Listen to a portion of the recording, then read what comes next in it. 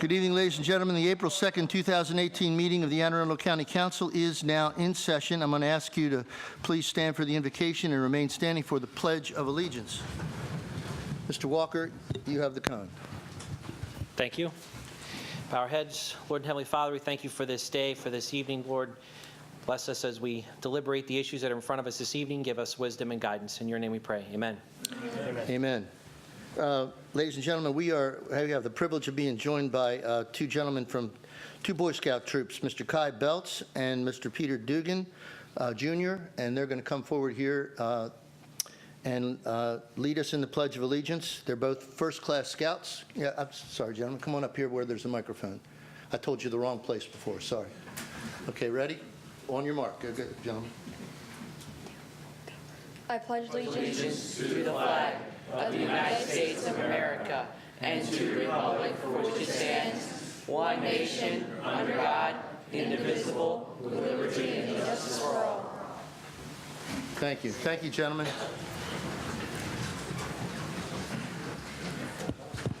Yep. Madam Secretary, would you please read the ethics statement? The Ethics Commission has asked that I advise you that under certain circumstances, members of the public may qualify as lobbyists when they testify before the County Council. If so, the law requires that certain information be filed with the Ethics Commission. The chairman of the Ethics Commission has asked that those present review the Ethics Commission information in the foyer of these chambers. If there are any questions about lobbying requirements, speakers should contact the Ethics Commission in the Heritage Office Complex on Riva Road. Thank you, Madam Secretary. We will now invite members of the audience who signed up before the meeting to address the council briefly on any subject that's not included on the printed agenda, and remarks will be limited to 2 minutes, and we have a sign-up sheet for invitation audience. I'm going to call out the first 6 names. When I do, please come down and take these 6 chairs here as I call your name. Pat Hecker, Marcia Perry, thank you, excuse me, Evelyn Harris, Jean Cox, Rachel Lemberg, Blair Rowan. Would you folks please come down and take these spots? And I'm going to ask everybody here tonight, because we do have a large agenda and we do have a full house almost, to be respectful of everybody's time. And if I ask you to summarize or to cease, please obey that so that we can all get in our thoughts, okay? Ms. Pat Hecker, please give us your name and address and 2 minutes, please. Okay. Mr. Chairman and members of the County Council, my name is Pat Hooker. I live at 1701 Dryden Way in Crofton, and I am here tonight to speak about a development that is being built very close to my house. The development is called the Enclave at Crofton, and it is built on a piece of property that is zoned C3. What I want to talk about is the density of this particular piece of property. On C3, you can build multifamily houses or you can build townhouses. The developer wants to build 20 townhouses. Maximum density for townhouses is 5 per acre. If he wants 5 per acre, he would need 4 acres of land to build that. He also wants to build 64 multifamily units. Multifamily maximum density is 15 units per acre. If he's building 64, he would need 4.26 acres to build that. If he needs 4 acres to build the townhouses and 4.26 acres to build the multifamily houses, together he would need 8.26 acres. Unfortunately, he has 5.98. He is short 2.25 acres. When we brought this to the attention of Planning and Zoning, they said that it was all right to build maximum densities concurrently on the same piece of property. When you do that, you have no room for anything else, which requires a lot of modifications to the code because there simply isn't room. We hope that when you're looking at this, you will look at this particular zoning and actually see if it agrees with what you were thinking. Thank you. Thank you, Ms. Hooker. Appreciate it very much. Ms. Perry. Yes. Thank you, Mr. Chairman, members of the council. I'm Marcia Perry, and I live on Edgerton Place in Crofton. We bought our home in Crofton 53 years ago, and at that time, the developer made circles to go around trees. The enclave at Crofton is not going to go around specimen trees. Their plans are to cut them down, or in the case of one very special specimen tree, to pave over it. In my public and in my private life, I've relied on the word and the intent of the code to protect our natural environment. I feel that I've been betrayed. 1,200 people in 3 days have signed a petition to let you know that their attitude is the same as well. Modifications are supposed to be beneficial. Enclave environmental modifications have been beneficial to the Hogan Company's revenue stream, but not to the residents of West County and our streams. FEMA 100-year floodplain hazard map shows this area flooding in a 24-hour storm event. I witnessed that myself in June of 1972 when Agnes flooded, making Route 3 impassable. For a long time, by the way. That was when there were trees to absorb the waters of the Little Patuxent, trees that used to be on another Hogan property across Route 3, Riverwalk, now denuded of water-absorbing vegetation. The same developer claims there aren't hydric soils or wetlands on the enclave property. Not true.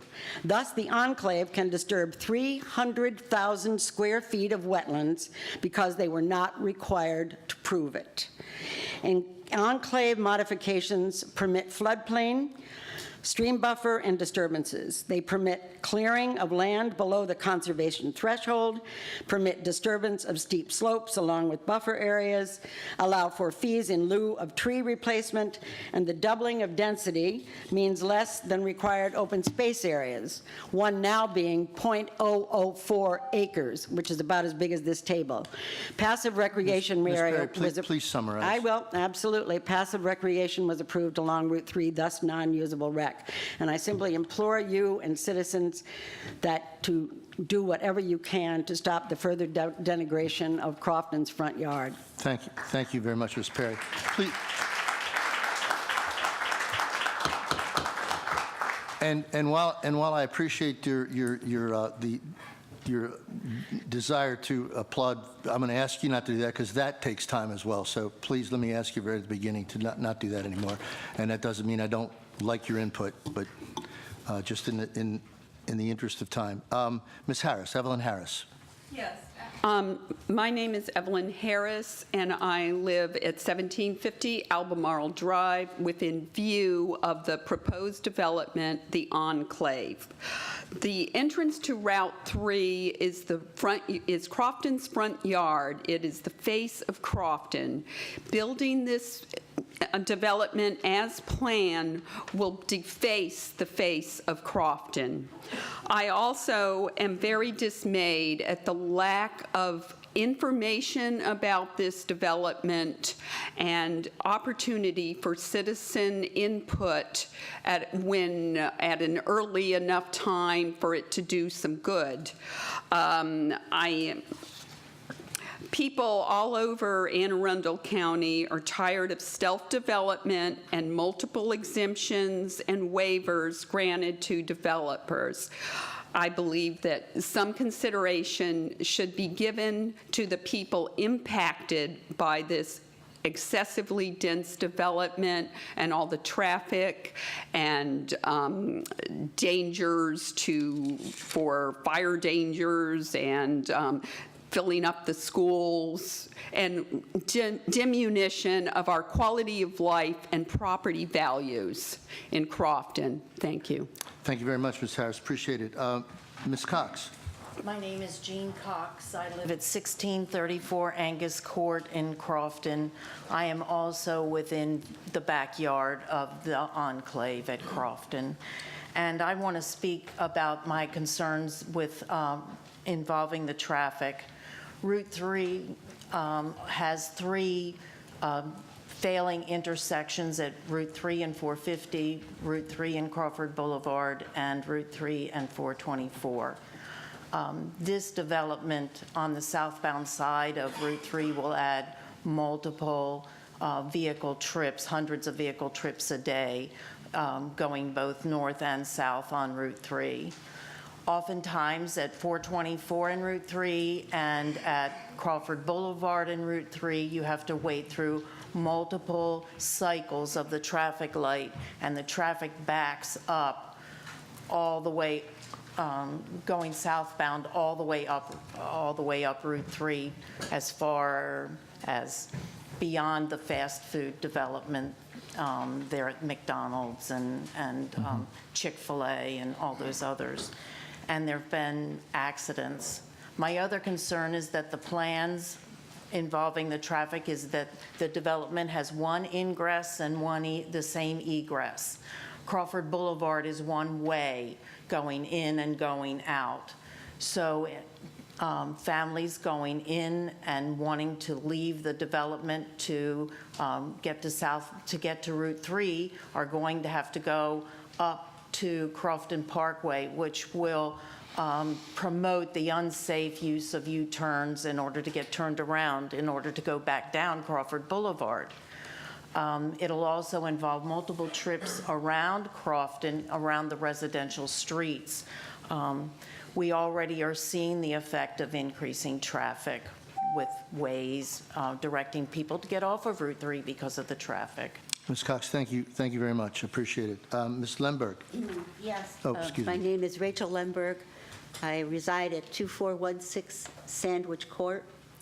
And we are here to request that our county representatives and officials deny any current outstanding modifications for the enclave development, including the rejection of the final plan that is currently before the County Planning and Zoning Office for approval. We recognize the zoning designation of C3, which has been granted, and we totally respect the property owner's right to build. All we are asking for is that whatever current or future project is built on the site, that it be consistent, one, with the county codes, as well as the character of the surrounding community. The enclave does neither of those. I could go through 10 different reasons. The two that are most important to me is that the enclave currently, turn the page, will mean the disturbance of areas within the floodplain, which is critical, not only to the Crofton area, but as you know, whatever water starts there ends up in our beautiful bay. And the cutting down of many of the specimen trees and the removal of trees that are a visual buffer from Route 3. Trees, we have to stop cutting down the trees in Anne Arundel County. The widening of the boulevard will direct additional stormwater runoff into Lake Louise, which is already failing. So we would just be, adding more to the damage that's already there. And then the other issue is the density, as my colleague has spoken to. There's not even enough parking space for people to turn around and get themselves out. So I would ask you to consider the plan and reject it. Thank you, Ms. Lemberg. Thank you for being here tonight. Ms. Rowan. Hi, I'm Blair Rohan. I live at 1486 Harwell Avenue in Crofton. Like these ladies have already said, I'm here to oppose the building of the enclave development for the many reasons that they have already so well said, and also for the schools. The schools in the area are already overcrowded. I'm a young family. I have 2 kids growing up, and one of the main reasons we moved to this area, I don't know if any of you have been there, it's wonderful. The schools are wonderful, but Crofton Woods, where my kids are already District 4, we toured it the other day, and they already have trailers outside for these kids. And this development will be built before they could even expand Crofton Woods. There's 6 kindergarten classes. For a young family, like I said, private school wasn't an option for us, which is why we moved into this lovely area with all these wonderful schools. But if they keep building all these residential places like the Enclave and Two Rivers and all this stuff, you're over and not expanding the schools and the other things to support the community, it's not going to be good schools like it is right now. And I think we all want to keep Anne Arundel County beautiful and a wonderful place to live like it is. We don't want to see it be overdeveloped. So that's why I'm just here today. Thank you very much, Mr. Rowan. Thank you all. I'm going to ask the next 6 people to come down, please. That would be Jamie Lyon, Denise Harbaugh, Lee Hughes, Michelle Danoff, Jim Lyons, and Sharon Wanamaker. So please come down.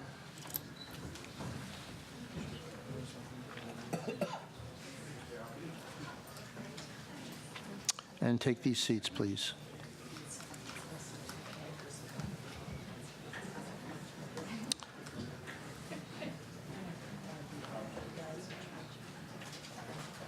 There's one more on this side. There you go.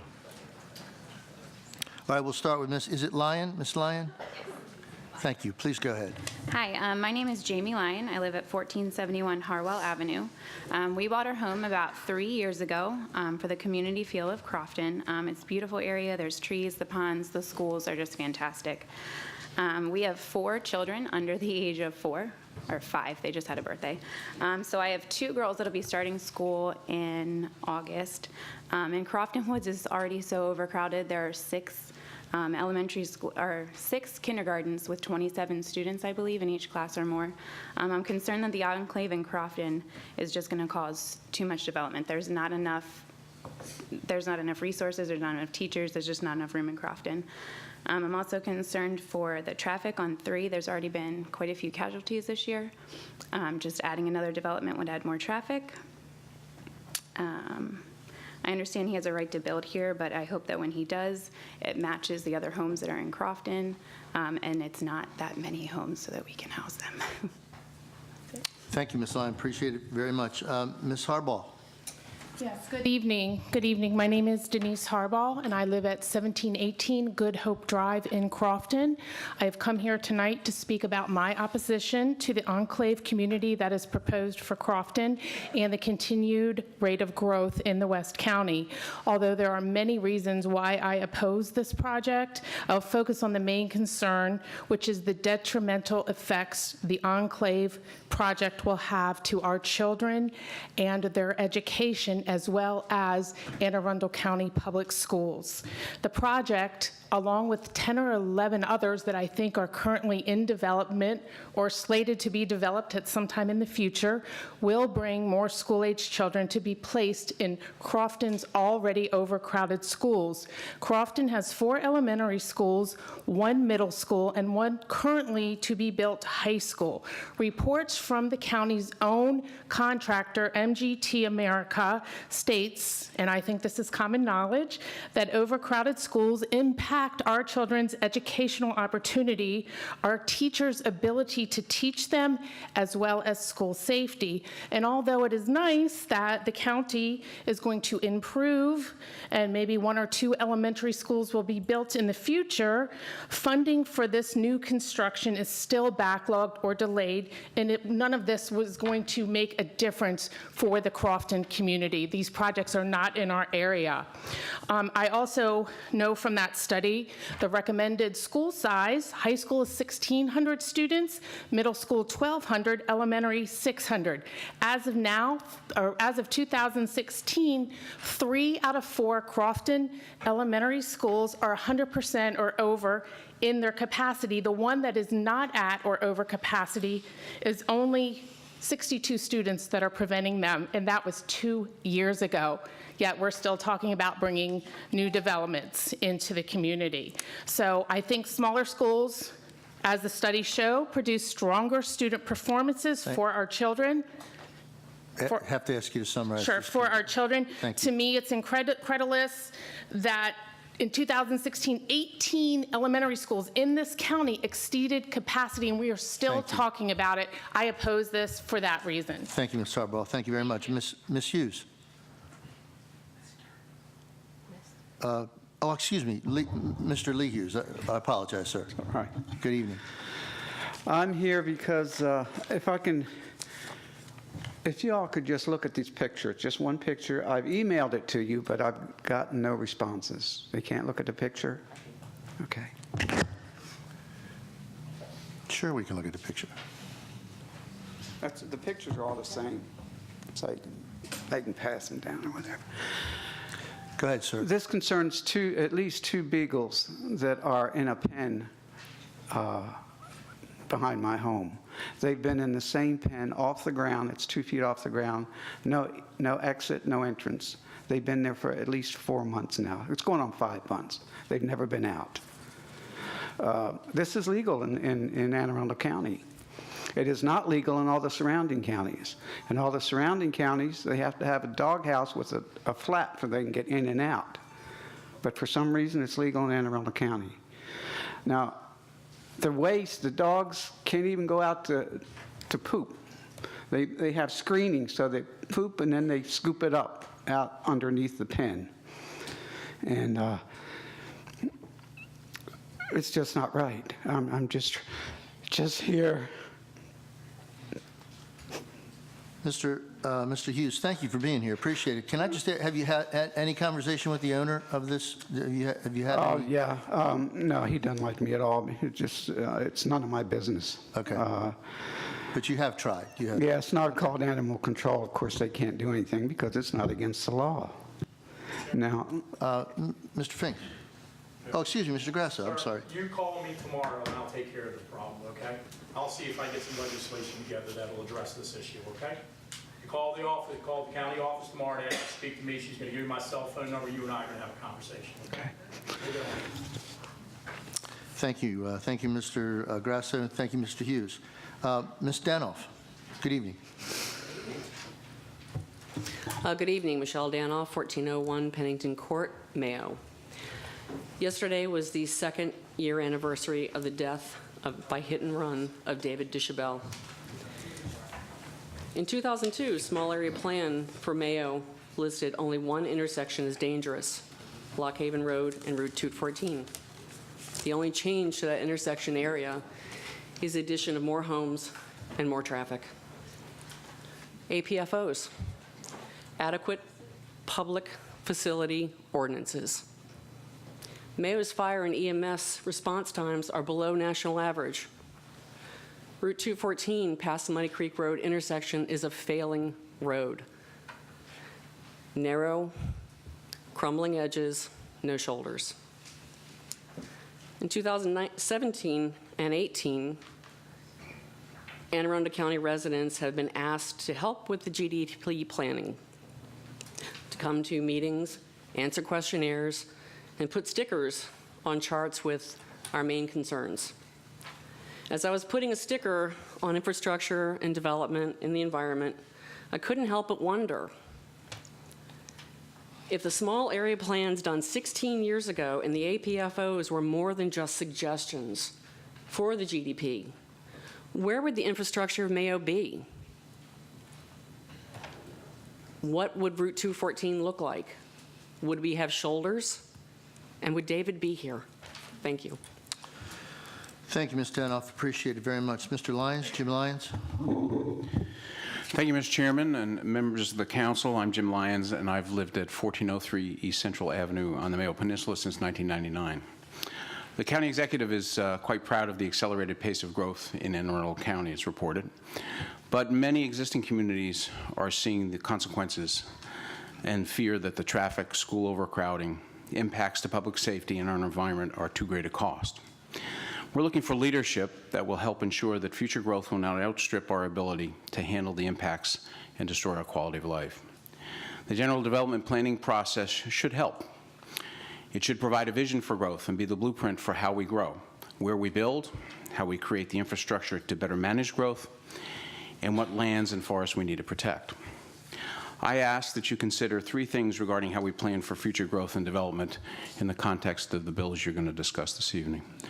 First, we need to ensure that the county and you work with communities and involve us in the planning process. The existing small area plans were the product of a partnership between the county and communities. We need to restore that partnership. With that partnership will come trust. We need to rebuild trust.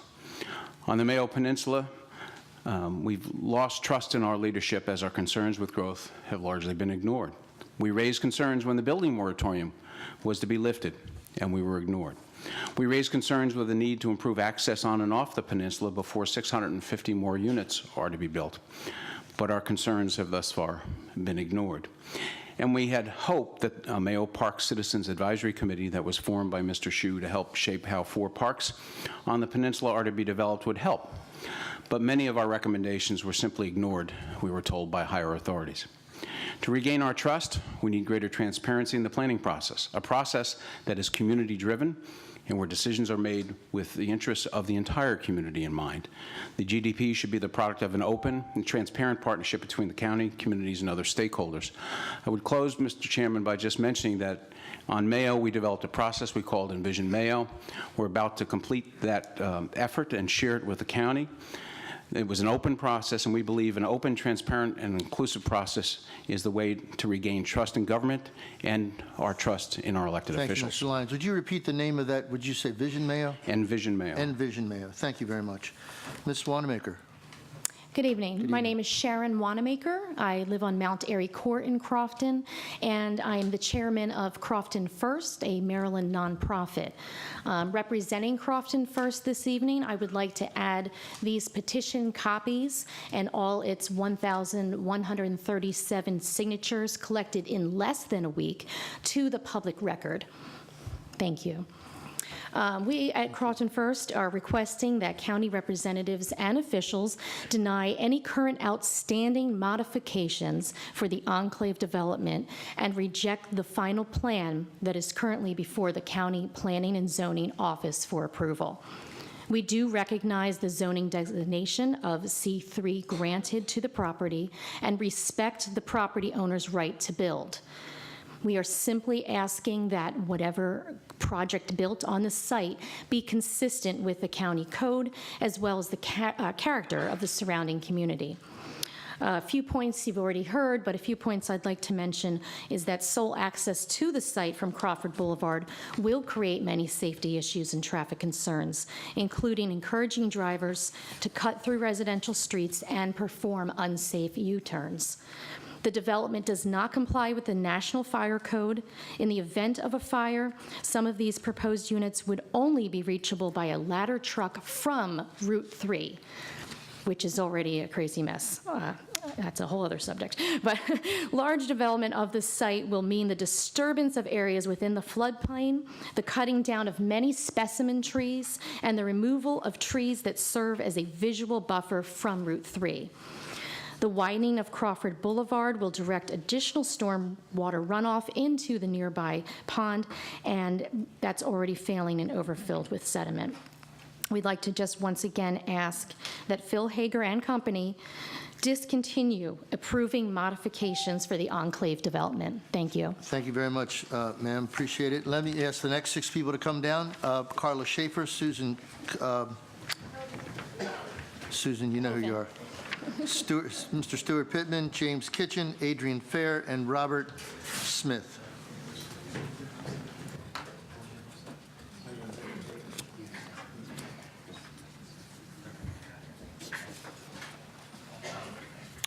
Ms. Schaefer, Carla Schaefer? Yes. Please go ahead. Please name and address, please. My name is Carla Schaefer. I live at 2417 High Tea Court in Crofton, Maryland. I'm also on the board of Crofton First, and like those who've gone before me, I'm here to oppose the enclave development. I have a lot of issues with this project, but one of my biggest is that a large amount of modifications were granted in this project without any meaningful public input. Our planning and zoning officer has said that in Crofton we should expect development. It's part of our growing pains, but irresponsible development of this level, for the reasons already mentioned, will only hurt our community. We were told that developers also find these public meetings burdensome. I'm sure that's the case, but you know what? That's part of the public process. We're an educated and engaged community, and trying to slip this under the rug without any public response was very irresponsible on the part of the developer. This project is not in keeping with the character of Crofton per the 1988 agreement between the Crofton Civic Association and Bill Berkshire. There are no other 2/2s in Crofton. There's plenty of other good uses for this property. We have no senior centers at all in this part of the county. Their closest senior center is O'Malley. We also lack any kind of community center. We've struggled for years as a community to get one. I know that the administration has talked about maybe combining a senior center with a community center. We have an aging population. This land is designated as C3. That could be a use as well. In closing, I request that the administration reject further modifications, if not the development in its current form altogether.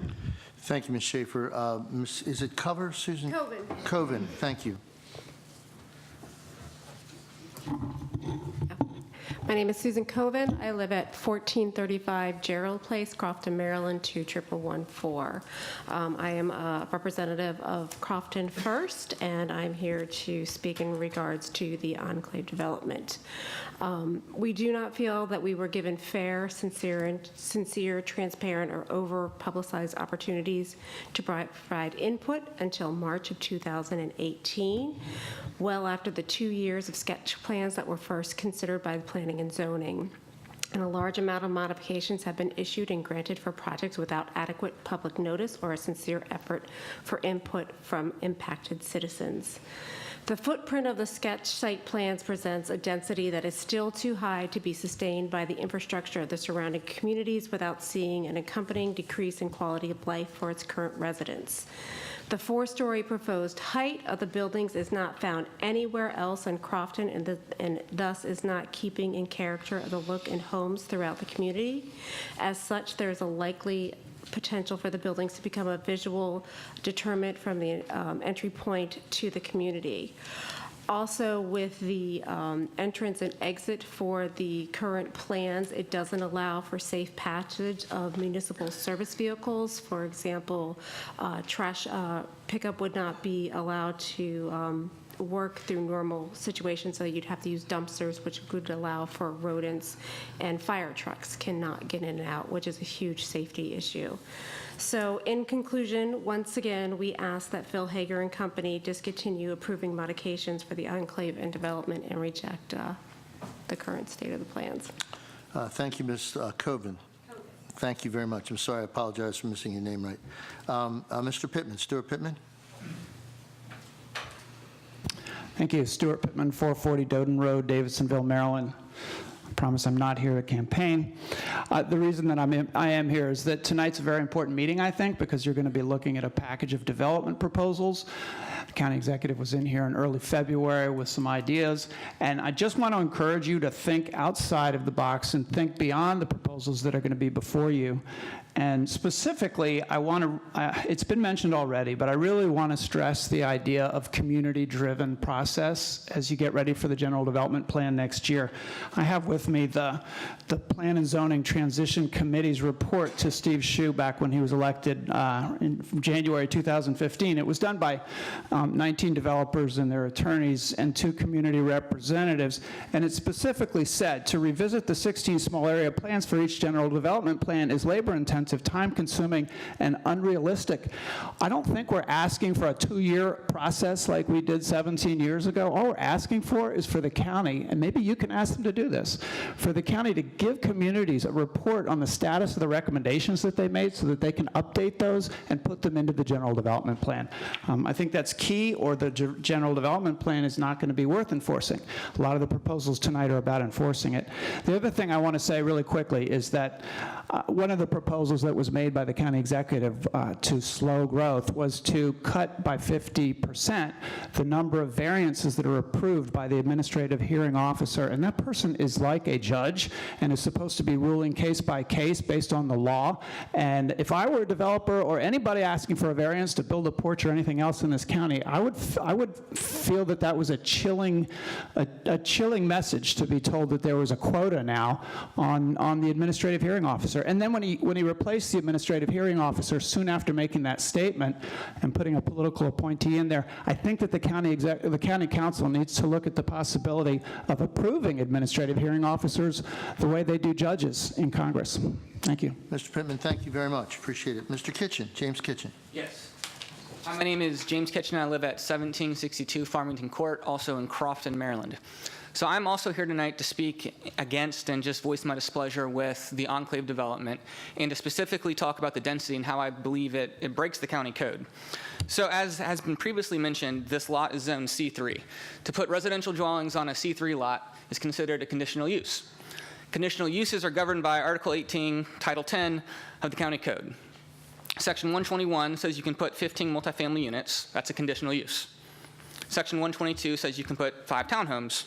That's a separate conditional use. So Ms. Hooker already explained that if you look at what they're doing, they're a couple acres short. But we have a letter, I was CC'd on a letter on March 8th to Marcia Perry and Ms. Hooker, and it says, and I quote, "It should be noted that the Anne Arundel County Code does not prohibit these conditional uses to be provided concurrently on the same parcel."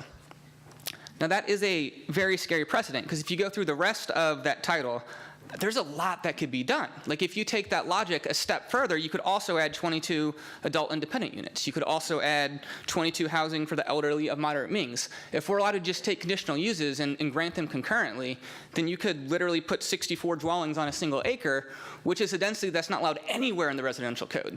I think this is a gross misinterpretation of the county code. The developer came to our community and said, we're not doing anything illegal, but they are breaking the code. The issue is just that the administration is complicit in this issue. What I want you all to do, because again, this is an administrative issue at this point, if you could advocate for us in any way, that would be awesome. I would also like you to fix this loophole. If you could put forth a bill that makes the county code say, like when it comes to residential dwellings as conditional uses, you are not allowed to grant multiple ones concurrently in the same parcel, I think that would be very, very helpful. Thank you for your time. Thank you very much, Mr. Kitchen. Mr. Adrian Fair.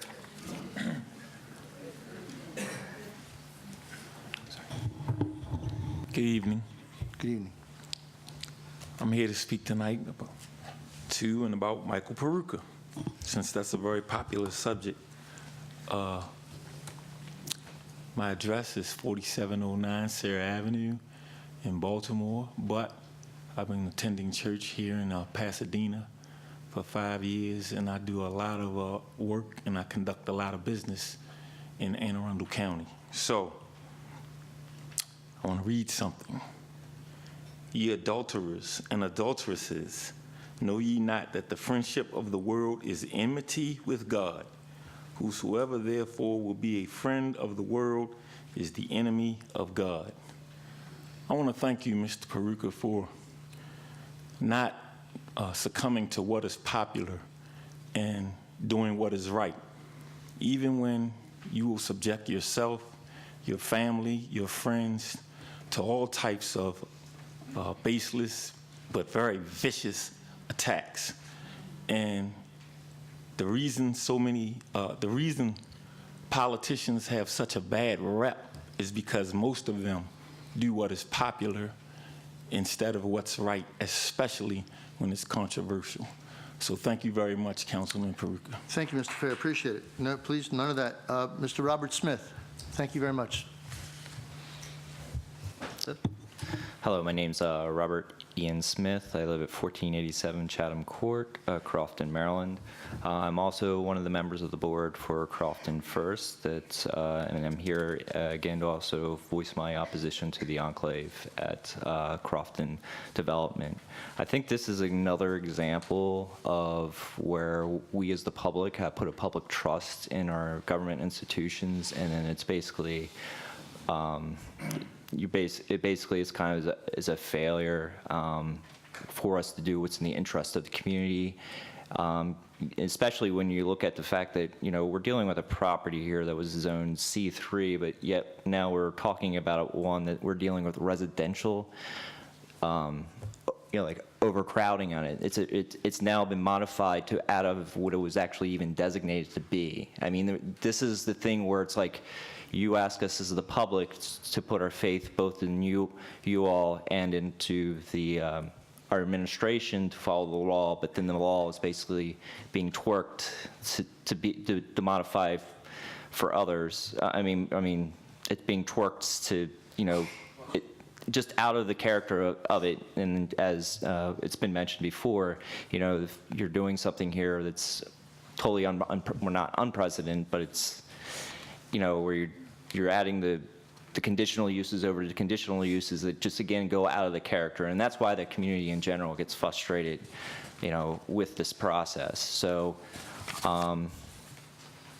so I'll just offer that again, and then ask again that, you know, voice again my opposition to this project going forward, and hope that no new modifications get granted towards it. Thank you very much, sir. Thank you, Mr. Smith. Let me ask the next. There are 4 more people signed up. I'll call those names: Kelly Fagan, Karen Zarchin, Dick Ladd, and Dick Lund, and Patricia Lilac.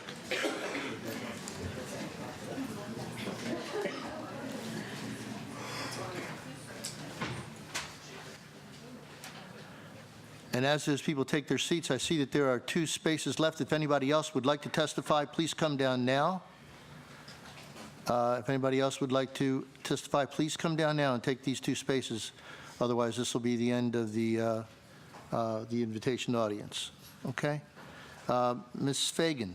Yes, I'm Kelly Fagan. I live on Old Post Road in Crofton. And I also am here to oppose the enclave for all of the many reasons that the people before me have spoken about. There just seems to be a complete lack of logic in both the proposed building design and the traffic access for this project.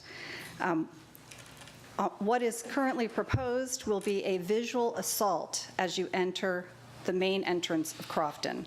Nowhere else in the community are there the 4-level units that are being proposed for this, and the location of it, like I said, right at the main entrance of Crofton. We currently have our lovely Lake Louise on one side and a meadow on the other side, and now they're proposing these 4-level units in our meadow at the front door of Crofton.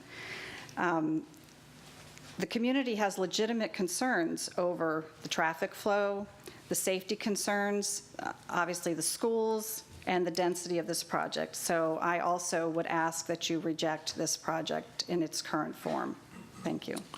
Thank you, Ms. Fagan. Karen Zarchin? Yes.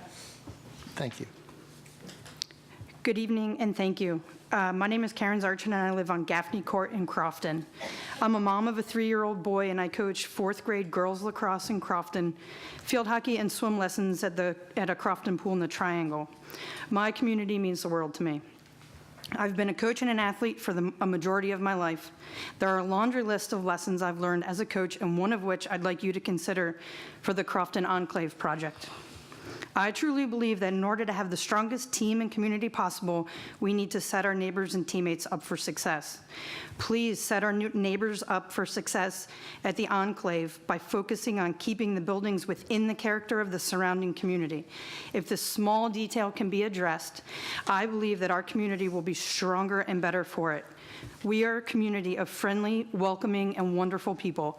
If this project moves forward, I'd like to see it be done within the character of our already beautiful community. Thank you. Thank you very much, Karen. Appreciate it. Mr. Dick Lund. Good evening, sir. Thank you. Thank you, Mr. Chairman, members of the council. I make 2 points. Well, I live at 1488 Harwell Avenue in Crofton. I support what others have spoken on the project, the Enclave. It's unfortunate that we're in this position based on decisions that were made in 1988, but here we are. And if you can imagine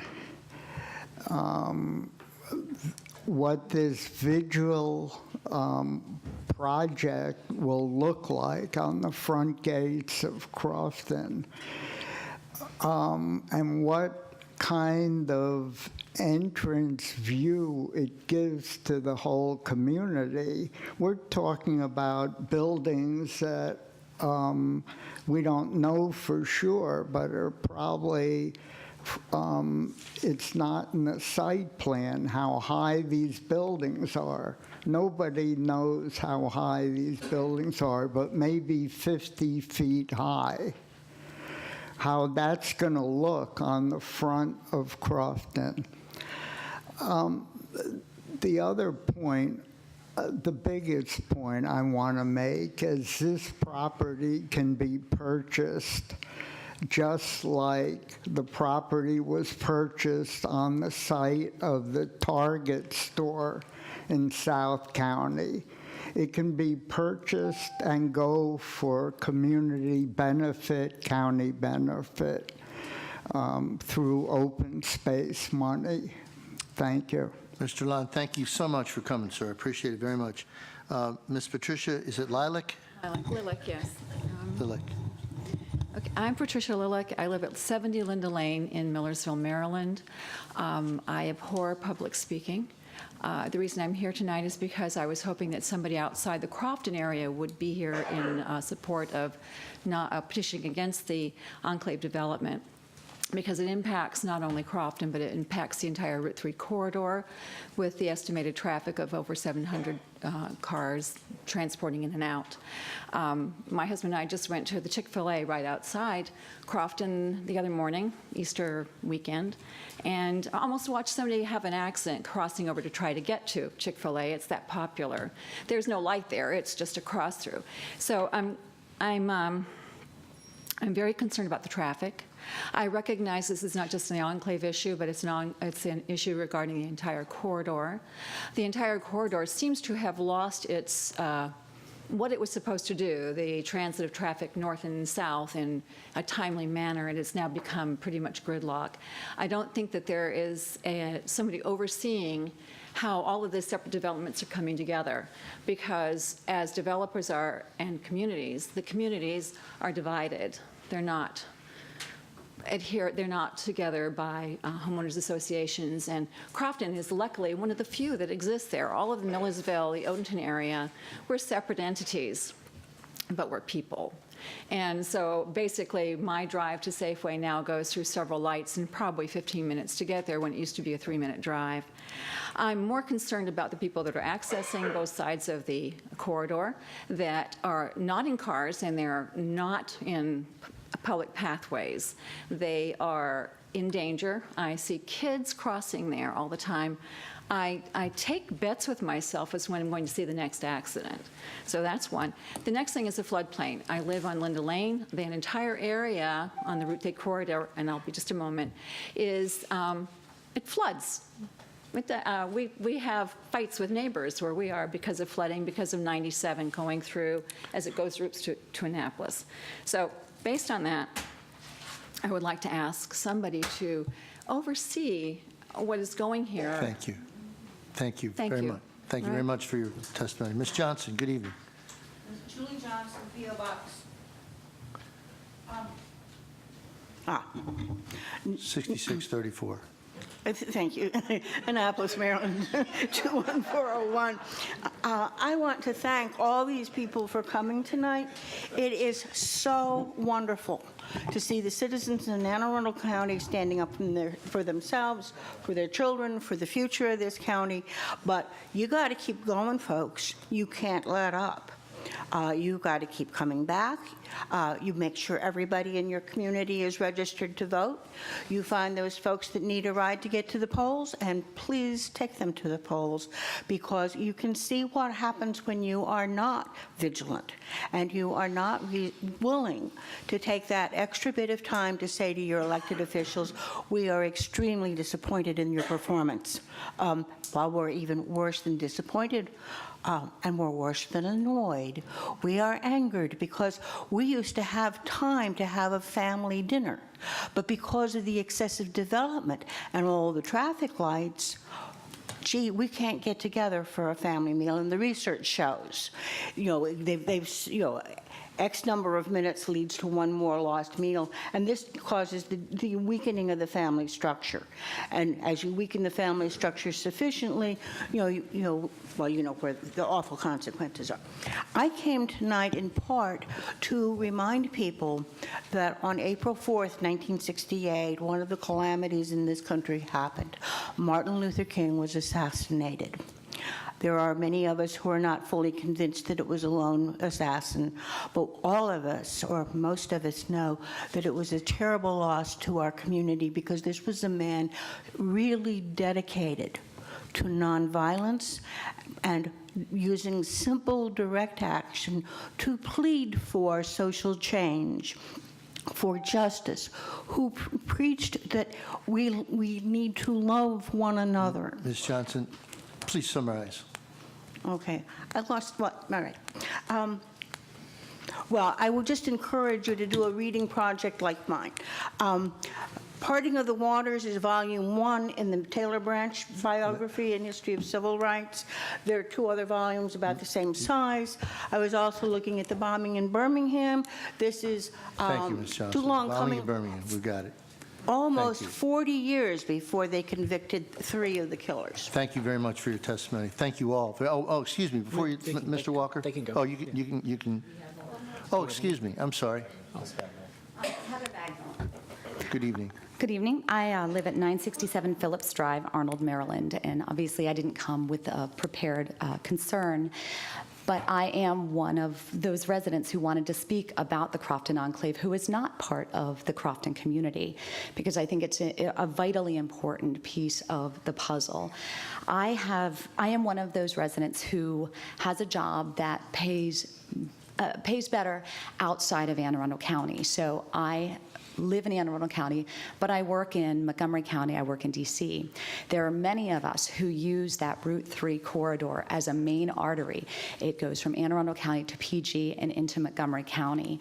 I've been making that commute for 20 years, and I've seen not only an increase in the traffic, but I've seen a decrease in the quality of that road because of overdevelopment. And the Crofton Enclave is not just going to impact the residents and their quality of life, but it's going to impact all of the residents in the surrounding areas that use that Route 3 corridor as an essential artery to get from home to work and back. And just as an aside, we also know that roads that have a median, that have forested medians, have a better quality of life for the drivers, for the commuters. And as we've seen that decreased with overdevelopment, we also know that once the enclave is built, it goes from being a county issue to a state issue, because there will no longer be any avenue for expanding that road in dealing with the traffic in the future. So I just wanted to raise that concern, because I know that I'm not alone as a resident who cannot afford to live where she works and work where she lives. Thank you. Thank you, ma'am. Thank you very much. Okay, you're dismissed. Thank you. Can I close the public hearing? Yeah, you can close it. That concludes the public hearing. We'll close the public hearing then. Mr. Walker. Thank you, Mr. Chairman. I just wanted to make a note and say to the folks who are here from Crofton that I represent Crofton. I live, my townhouse backs, I'm on Albemarle Drive. It backs up directly to Lake Louise. There are probably very few people that have testified this evening that are closer to the proposed project than I am. And I'm very concerned about a number of the issues that were raised here tonight. In particular, the traffic component is one of the largest ones. I drive in and out of Crawford Boulevard all the time. So I am definitely weighing in on that subject. And the other concerns were expressed tonight as well. So thank you all very much for coming down and taking your time to come down tonight. Just so you all know as well, obviously the council doesn't, I know some of you recognize this in your testimony, the decisions that are being made about the approval of the project and approval of modifications are not being made by the council. They are with the administration, with the Planning and Zoning Office specifically. We don't have a vote up here on the council as to whether or not the project moves forward or what modifications or changes are granted. So just wanted to make that point, and thank you, Mr. Chairman. Thank you, Mr. Walker. Anybody else? The public hearing being, the invitation audience being closed, is there any item any council member would like to place on the agenda? Hearing none, may I have a motion that the partial reading of any bill, resolution, or minutes constitutes a reading of the whole? So moved, Mr. Chairman. Second. Madam Secretary, please read the minutes of March 19th, 2018. The meeting was called to order by Chairman Michael Peruka at 7 p.m. and opened with the invocation given by Mr. Trumbauer, followed by the Pledge of Allegiance. Thank you. May I have a motion to approve the minutes of March 19, 2018? So moved, Mr. Chair. Second. All in favor? Aye. Opposed? The motion carries. The minutes of March 19, 2018 stand approved as read. Madam Secretary, please read the titles of the bills to be introduced this evening. Bill number 2618, capital budget, an ordinance concerning capital budget and program, Rock Creek Aerator Fund Transfer. Bill number 2718, an ordinance concerning subdivision and development, modifications, criteria. Bill number 2818, an ordinance concerning subdivision and development, subdivision, site development, time extensions, sketch plans, final plans, and site development plans. Bill number 2918, an ordinance concerning zoning, residential districts, lot merger, and unmerger. Bill number 3018, an ordinance concerning zoning, mixed-use zoning districts, industrial park district uses, self-storage facilities. Thank you, Madam Secretary. Would you please read the title of the resolutions to be introduced this evening? Resolution number 918, a resolution confirming the appointment of a member of the classified service to serve on the Pension Oversight Commission for Anne Arundel County. Thank you, Madam Secretary. Please read the title of Bill 818 as amended. Bill number 818 is amended, an ordinance concerning animal control, food and water for animals. Thank you. Mr. Grasso is the sponsor. Mr. Grasso? Yep. Thank you, Mr. Chairman. This is just a continuation on protecting what we call chum-chums. And for you folks that don't know what a chum-chum is, the official definition by John Grasso is a beautiful animal that your family loves and loves you back. So we're striving constantly on the council to try to make it fair for animals to, live right. And what that one gentleman said here kind of really bugged the daylights out of me, because I just can't imagine being in a box like this pretty much your entire life. I think it's probably one of the most cruel things that someone could do. So anyway, the bottom line is this bill is just a pretty basic piece of legislation that I think when an animal is outside and it's sub-zero temperatures out there, that the minimum thing that we need to do, provide bedding and everything, is to make sure that there's water that they can drink. And this bill came about from Facebook, and like I spoke earlier, I still see the image, is that this beautiful boxer dog was on its back with his legs sticking up in the air, frozen. And you can see the bowl of water right next to it. And if people don't have a problem with that, you don't have a heart. You know what I mean? And I just think that's just something we need to work on as a society to make things much better for the animals. And that's it. Thank you, Mr. Grasso. Appreciate that. Mr. Marzick? Mr. Chairman, members of the council, Bernie Marzick in the County Executive's Office. For the record, we support the bill as amended. Ask you to support it tonight. Thank you, Mr. Marzick. We'll now, any discussion, any comments? We'll now open the public hearing. Remarks to be limited to 2 minutes. We have a sign-up sheet for this. If there's anybody who would like to testify on this bill, please come down at the present time. Seeing no movement, we'll close the public hearing. Madam Secretary, please read the title of Bill 818 as amended. Bill number 818 is amended, an ordinance concerning animal control, food and water for animals. Is there any final discussion? Madam Secretary, please call the roll on Bill 818 as amended. Mr. Smith? Aye. Mr. Grasso? Aye. Mr. Fink? Aye. Mr. Pruski? Aye. Mr. Trumbauer? Aye. Mr. Walker? Aye. Mr. Peruka? Aye. 7 in the affirmative, none in the negative. Bill number 818 is passed. Thank you, Madam Secretary. Please read the title of Bill number 1018 as amended. Bill number 1018 is amended, an ordinance concerning current expense budget, transfer of funds, and supplementary appropriations. Thank you. This is Mr. Marzick. Mr. Chairman, members of the council, Bernie Marzick in the County Executive's Office. With me at the table, Kelly Kenny from the Office of Law, and Stephen Theroux from Budget Offices in the audience as well, or next to me as well. This is our budget transfer bill that we discussed at the last meeting where the council amended it. We'd ask you to pass this bill tonight. I'd be happy to answer any questions the council has. Are there any questions? Seeing none, we'll open the public hearing. Remarks to be limited to 2 minutes. Is there anybody who would like to testify on this matter? Seeing no movement, we'll close the public hearing. Madam Secretary, please read the title of Bill Number 1018 as amended. Bill number 1018 is amended, an ordinance concerning current expense budget, transfer of funds, and supplementary appropriations. Thank you. Any last discussion? Madam Secretary, please call the roll on Bill 1018 as amended. Mr. Smith? Aye. Mr. Grasso? Aye. Mr. Fink? Aye. Mr. Pruski? Aye. Mr. Trumbauer? Aye. Mr. Walker? Aye. Mr. Peruka? Aye. 7 in the affirmative, none in the negative. Bill number 1018 is passed. Thank you, Madam Secretary. Please read the title of Bill Number 1318. Bill number 1318, an ordinance concerning planning and development master plan for water supply and sewerage systems. Thank you, Madam Secretary. Mr. Marzick. We have nothing more to add, Mr. Chairman. This bill was heard at the last council meeting. All right. Is there any discussion? Mr. Chairman. Mr. Pruski. For the panel, I know it was brought up at the last meeting. There was discussion about an error in the critical area map. Does anybody have any comments on that? Was there any review, discussion, or you agree with the current map? Yeah. For the record, Phil Hager, Planning and Zoning Officer. The maps that are listed that were utilized in this particular document and in this presentation are the maps that have been approved to date. They are the maps that we are working with, the maps that have been approved by our department and the Critical Area Commission. We have no other resources by which to look to at this time. When and if there is an amendment proposed or modification proposed to those maps, when and if the critical area comes forward with new maps, we'll be utilizing those. Okay.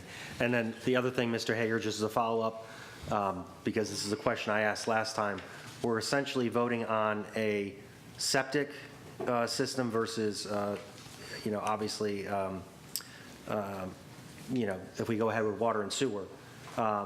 And basically, this has nothing to do with zoning. Yes, that is correct. I think that's a good point, Councilman.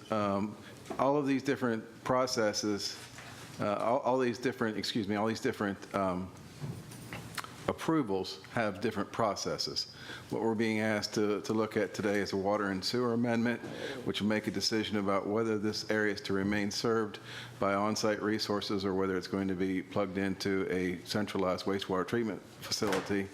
And anything that would happen in the future in the way of a development review submittal or rezoning case, anything like that is speculation at this time since we have nothing to go by.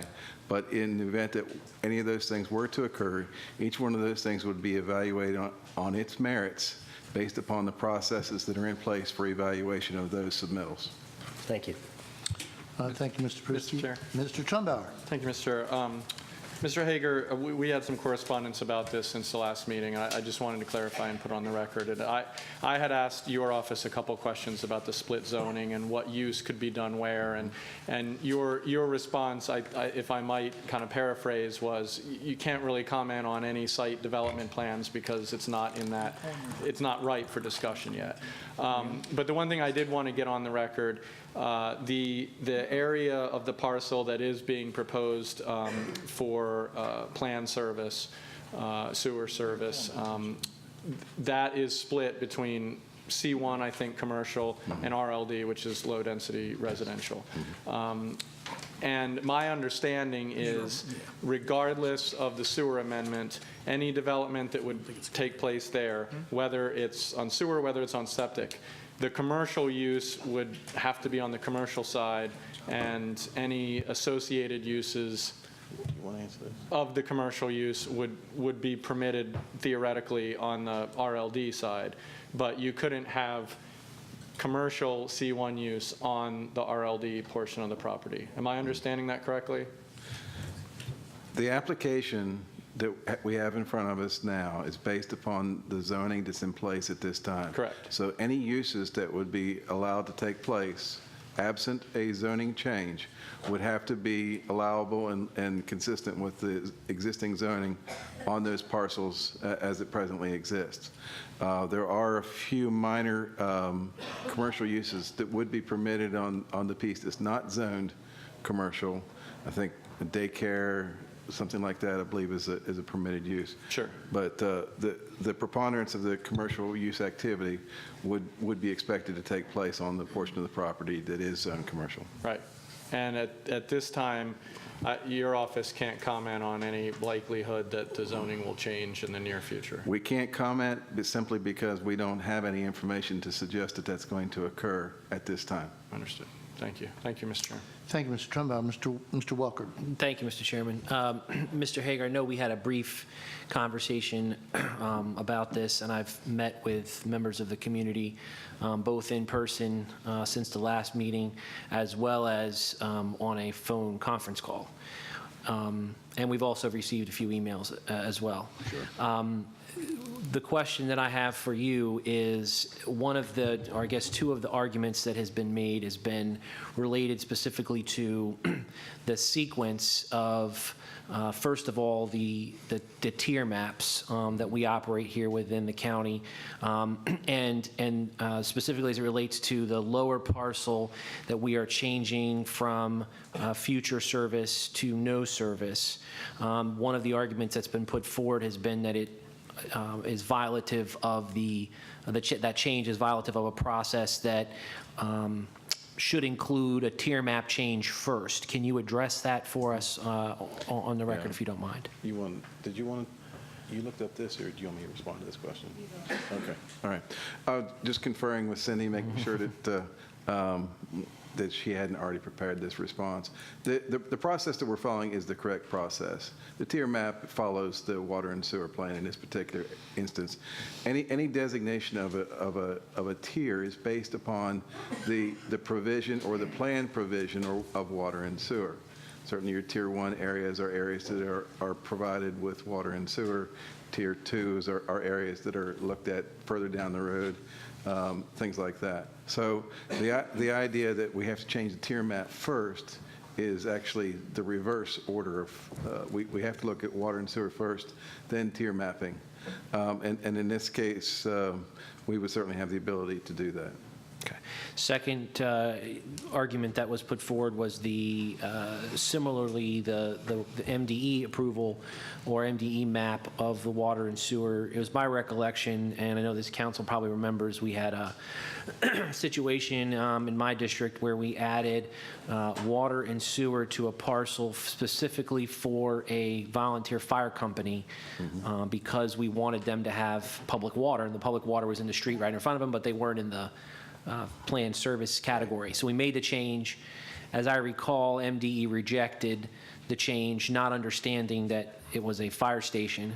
We then sent a letter back to them saying, please reconsider, because this is a fire station and we need, public water hooked up for these folks. And they responded in the affirmative that they would agree to it, but then put restrictions on future use of the property. So my understanding of that through that process was that we don't, they also follow our decision. So if we make a change, unless they outright reject that change, we don't apply to them first and make the request for the change, and then it comes back to us for, am I getting that correctly? Councilman, your understanding of how it works is correct. The process is laid out in the environment article of the annotated code and also in COMAR.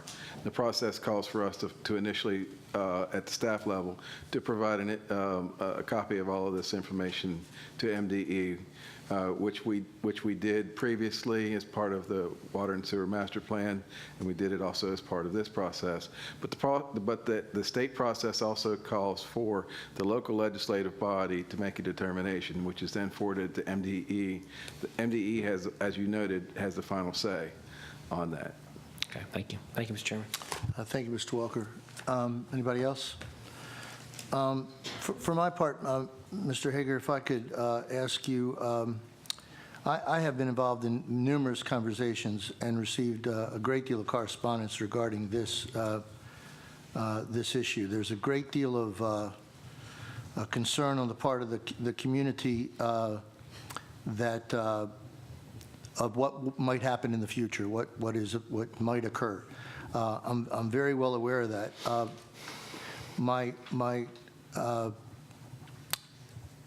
And there's also a great deal of mistrust, I think, among some of the parties.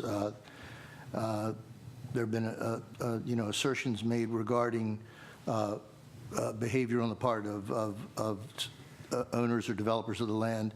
And I was careful to ask at the last session whether those things have been adjudicated and resolved. And although some of the actions aren't complete, I'm convinced that they have been adjudicated and resolved.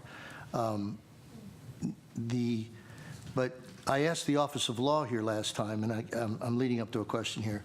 I asked the Office of Law last time, are we in fact dealing, are we trying to answer a question that's not being asked or is not asked yet? And I'm not sure whether it was you, Mr. Hager, or maybe Mr. Prisky that used the word ripe here a moment ago. Is the community, in your view, is there an objection to something that is not yet before us, but will have to be before us or before you at some point? Well, as I tried to articulate a moment ago, all of these different aspects of development have a process. And each of these processes is laid out in a manner as to provide an opportunity for public comment, for an opportunity for review and discussion and analysis, and ultimately an opportunity for people to address through a formal appeal process or some other type of thing similar to that, to voice their disagreement with whatever the findings might be. So in this case, there's processes provided for that. If this property is ever the subject of a rezoning petition, that process is laid out and would be governed accordingly. If and when this property becomes part of an application submission for development, that process is also calls for a public engagement process, an opportunity to comment. It calls for a staff review of the application, analysis of what it is that it's doing and how it meets or doesn't meet the code requirements, and ultimately an opportunity for people to object to that if they disagree with those findings.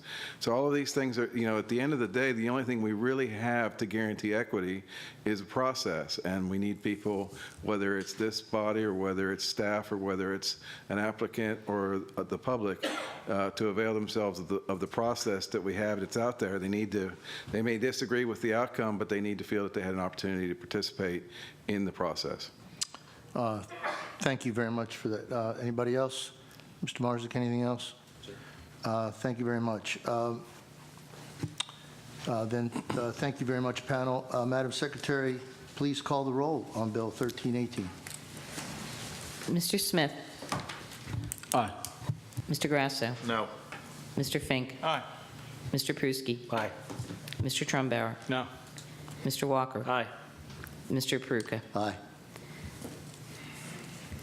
5 in the affirmative, 2 in the negative. Bill number 1318 is passed. Thank you, Madam Secretary. Please read the title of Bill number 1518 as amended. Bill number 1518 is amended, an ordinance concerning subdivision development, adequate public facilities, public schools. Thank you. Mr. Grasso is the sponsor. Mr. Grasso. Yeah, Mr. Chairman, we wanted to table this bill. The administration has agreed to put a workshop together with all interested parties, and we'll come back and revisit it once I hear back from them in a couple Mr. Grasso, may I interrupt you for a second here? I just want to ask you please to be quiet as we're still conducting business. So thank you very much for your courtesy. Appreciate it. Mr. Grasso, can I ask you to just pause for 10 seconds and then continue, okay? This is the first meeting.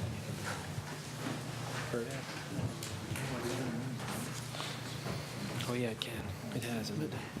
It says amended.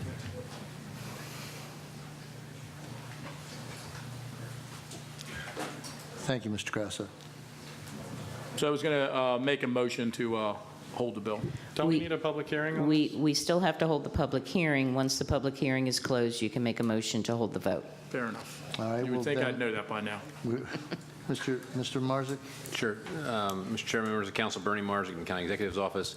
As Mr. Grasso mentioned, we are putting together a group of all the interested parties from the school system, from the development community, from planning and zoning, to try to figure out a workable solution to what Mr. Grasso's goals are. As we've explained, there's some concerns with this bill, so we will pull that group together and develop a solution that hopefully everyone will be pleased with, and we can move forward on this issue.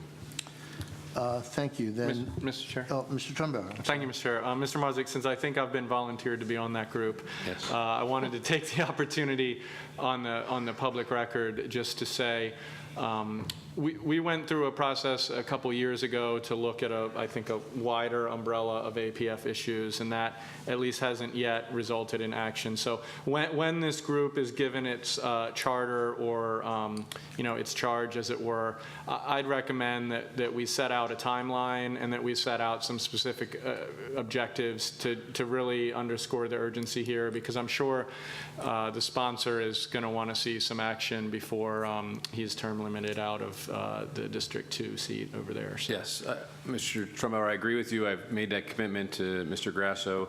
I think Ms. Brandenberger sent out a schedule of the meeting. I didn't put on Mr. Peruka and Mr. Trumbauer volunteered to be on this. You did actually volunteer to be on this. We're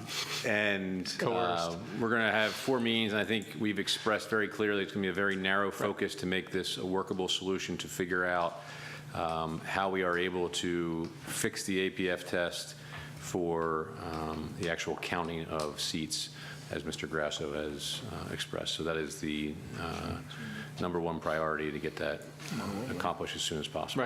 Right. Thank you, Mr. Chair. So just a point of clarification, I guess, after the public meeting hearing, does the sponsor intend to just hold the bill indefinitely, or? Yeah, we're going to hold the bill, and let's just see how this all plays out. Okay, thank you. And if we have to change it, then it might just go to introduce another bill that address the issue. Well, it won't be the first time that the sponsor has introduced the exact same bill again, so. Isn't that the truth? It is indeed. Thank you. We're going to open the public hearing then, please. If anybody would like to testify on this matter, please come forward.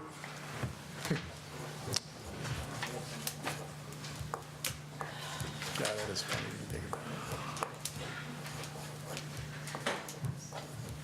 Check out a haircut too. Check. Good evening, Mr. Shea.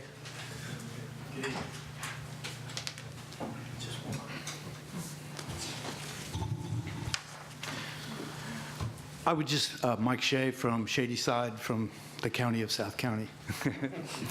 I would like to add a little bit of history to school capacity, which, as we all know, is really, in terms of the adequate facilities law, is the only thing that really stops development.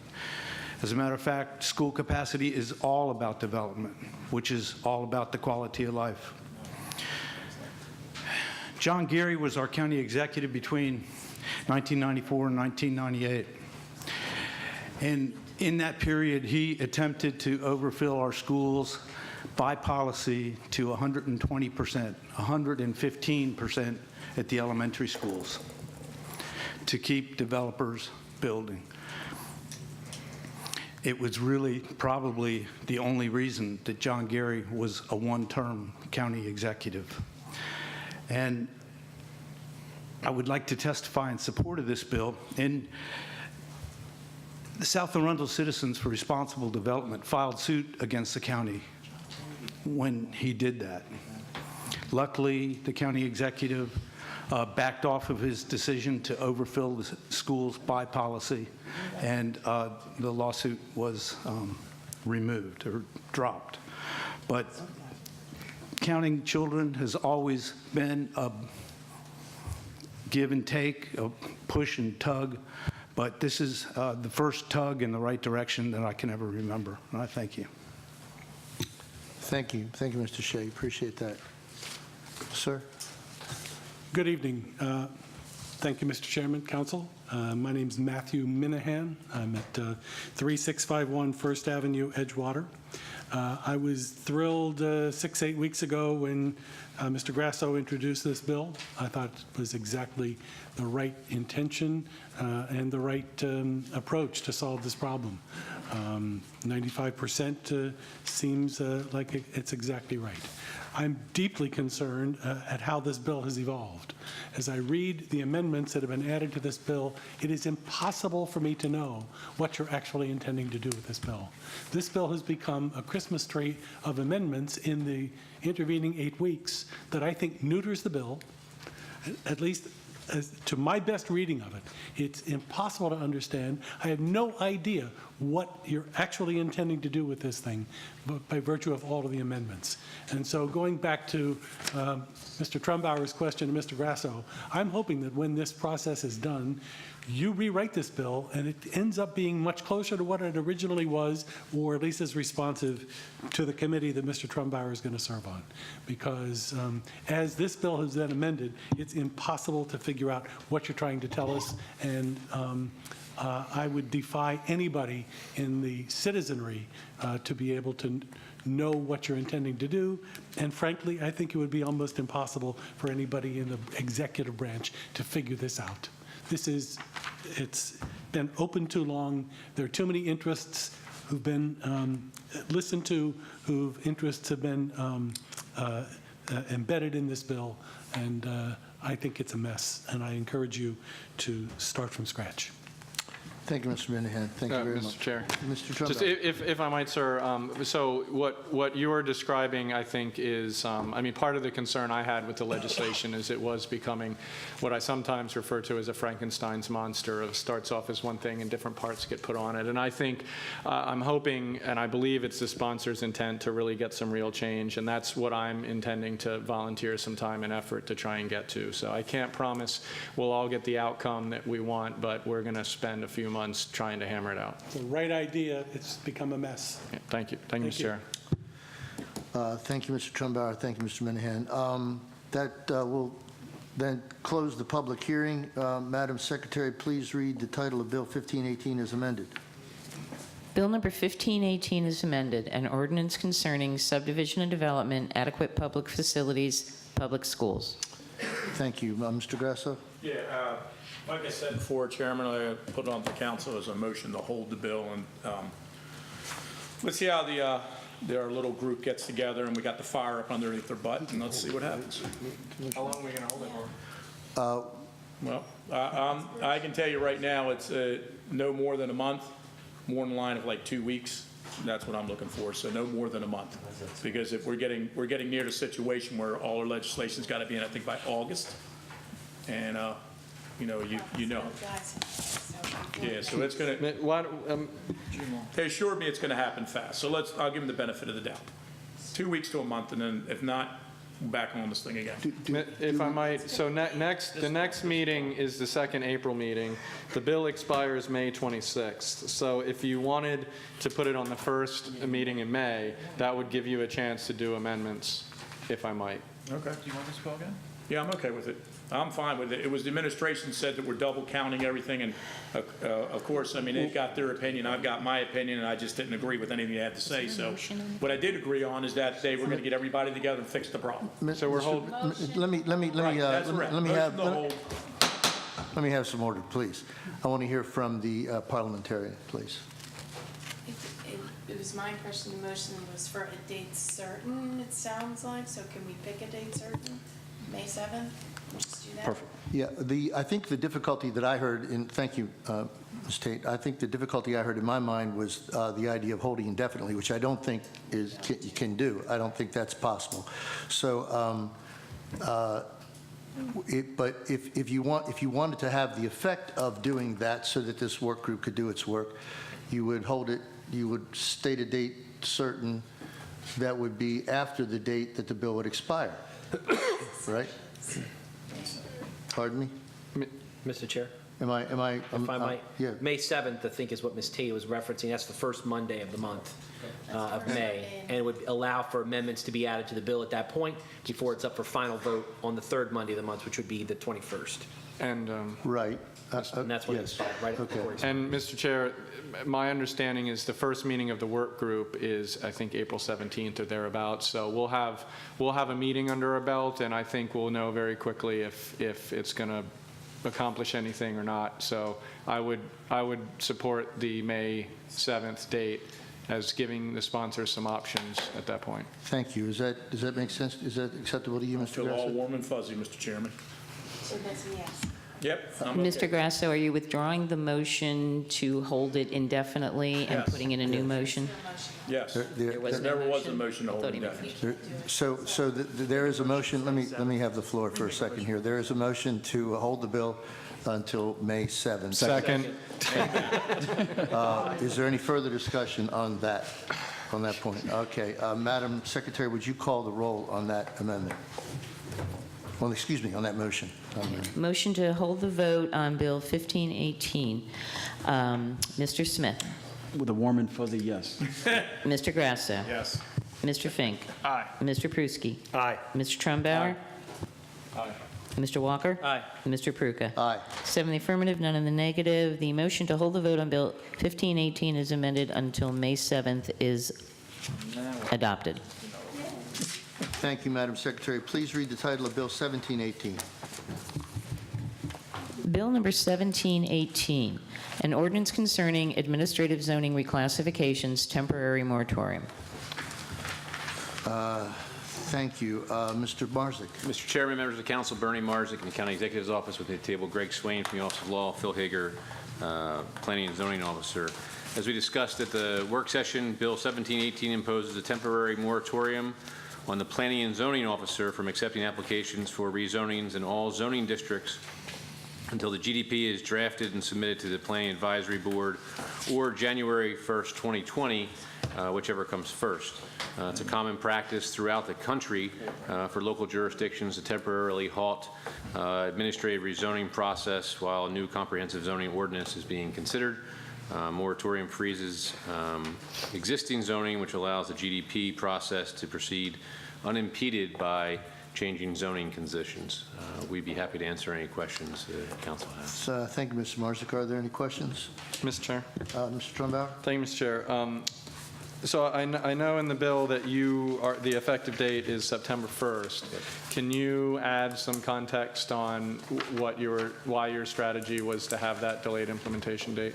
Sure. I'll let Mr. Hager add to this, but we felt it was appropriate really to give notice of this moratorium. It is a temporary moratorium, and we felt as if we had to set a date as to when it would go into effect, and felt giving a few months notice to those who are potentially impacted by this would be really the fair thing to do to both individuals and small businesses who may be impacted by this.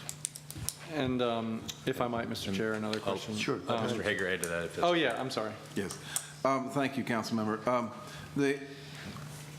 You're dealing with the fundamental property right of someone. You're also dealing with constitutional rights. You take them away very carefully. So the idea is to make sure that there's adequate warning provided that this is going to occur, to allow someone who wishes to do that to put things in, to get things together.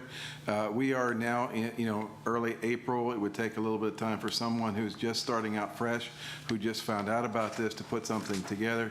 So we want to provide adequate opportunity for them to do that. Also the difficulty is when do you make these moratoriums effective, and how long do you want them to be effective for? And that is always a very carefully structured balance. Some places have a mandatory time limit on which they allow these things to happen. So we wanted to make sure that there was an appropriate time period for them to go into effect and an appropriate time period for this process to end. Thank you, Mr. Hager. And then I guess my follow-up question was, the auditor noted in her blue letter that she actually advises the council should consider moving the ending date of the moratorium. I believe your legislation says until the date upon which a draft general development plan is submitted, or January 1st, 2020. And she's advising, because the GDP could take several months and various things, that we should do it to the earlier of the date of the final approval of the GDP, or January 2020. And that made sense to me, and I wanted to give you guys a chance to respond to that suggestion. The only part of this process that is predictable, or at least that we can control, are our own actions. And we have a deadline to present this plan to the PAB in December of 2019. We intend to hold with that time frame. So that's why we thought that was the appropriate date to select, because there was some level of predictability associated with that. If that date were going to be changed to January 20th, the other date that's in our bill was January 1st, so we're dealing with a difference of 19 days.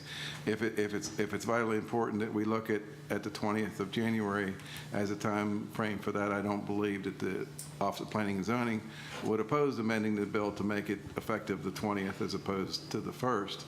But I believe that continuing this thing out until the council has adopted the GDP, which could involves up to 6 months easily, including the PAB time, is probably not a predictable situation. I don't believe it provides the landowners of this county with what they're expecting to see in terms of predictability and equity. So I would want this thing to have a concrete end date that's predictable. I certainly can appreciate that. Certainly from an institutional point of view. I guess the scenario that worries me is the moratorium is in place. Presumably there's some pent-up demand for these administrative hearings during that time because it's a service that's currently offered that will no longer be offered. And then right as the council starts to consider the new roadmap for the county, all of this pent-up demand is unleashed upon the administrative hearing officer, and I just worry that that will act in conflict to the deliberation of the council. I mean, it seems to be a concern, and I just want to see, am I looking at it the wrong way? Sure, I'll defer to Mr. Hager and Mr. Swain again. I haven't been through this process, but I actually presume that pent-up energy is going to be put onto the council for comprehensive rezoning.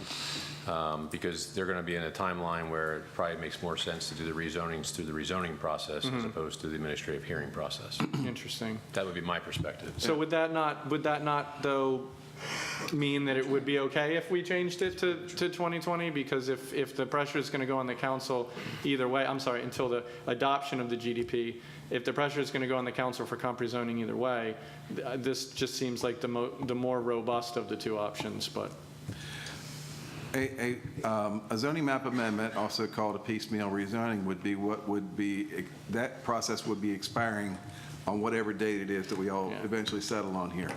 At that time period, if the GDP is not yet adopted, then it would be up to any applicant to pay the fee, to retain legal counsel, to represent their views to the hearing officer, to try to make a case.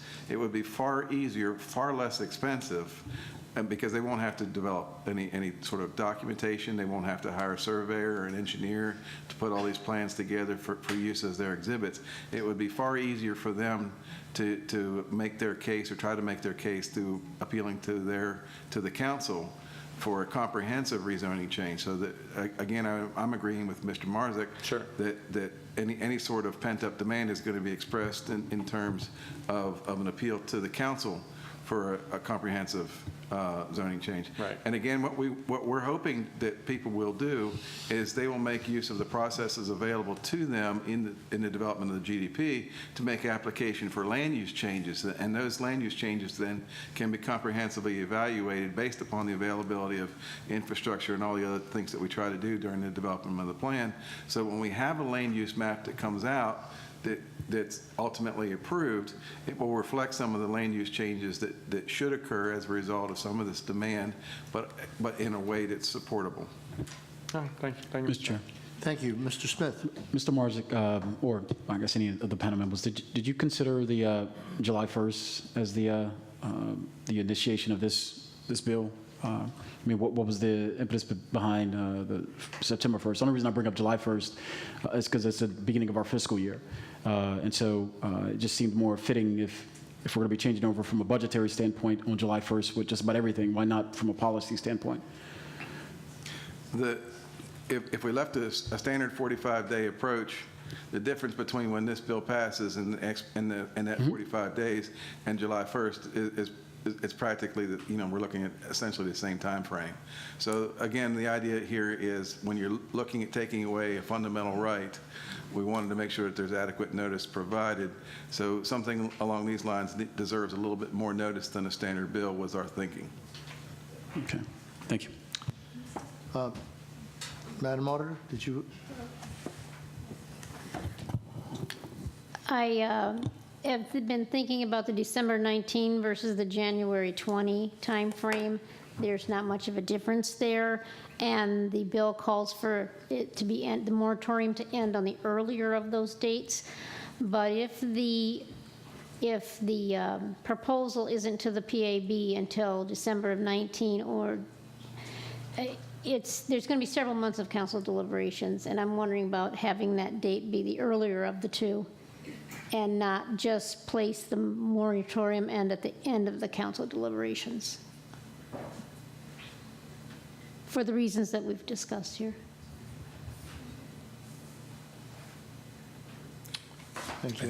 I think Any thoughts about that? I think our bill says the same thing that your blue note says. So Right, and when I wrote the blue note, I wasn't considering the difference between if you get it to the PAB on time, December 19, then January, it would be December 19, and if you follow my recommendation, then that would be January 1 of 20, which isn't really much of a difference at all.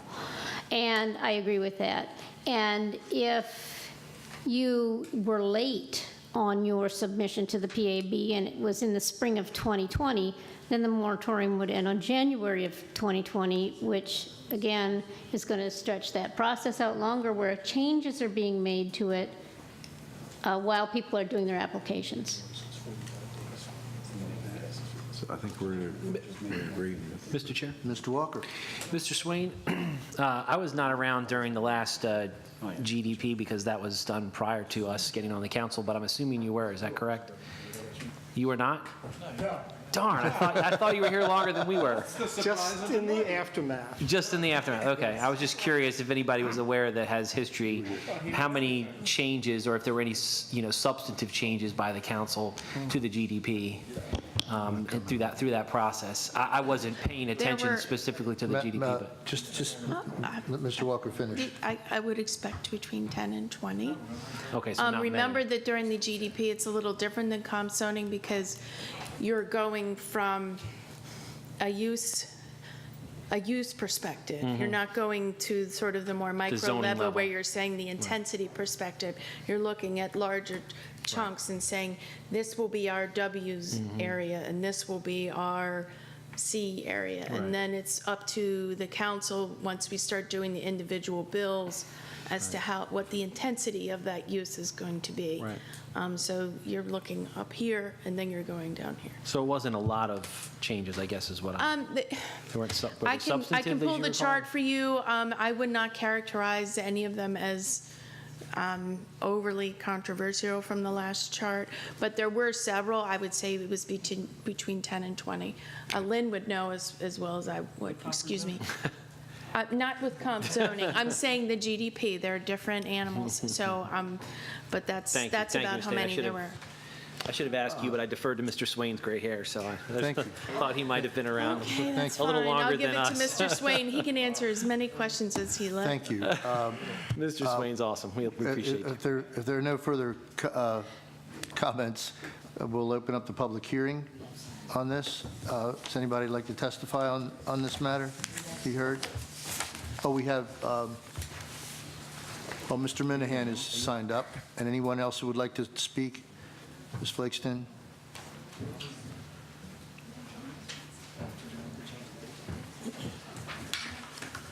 Thank you. Mr. Minahan, since you're signed up, let's have you go first, all right? Thank you.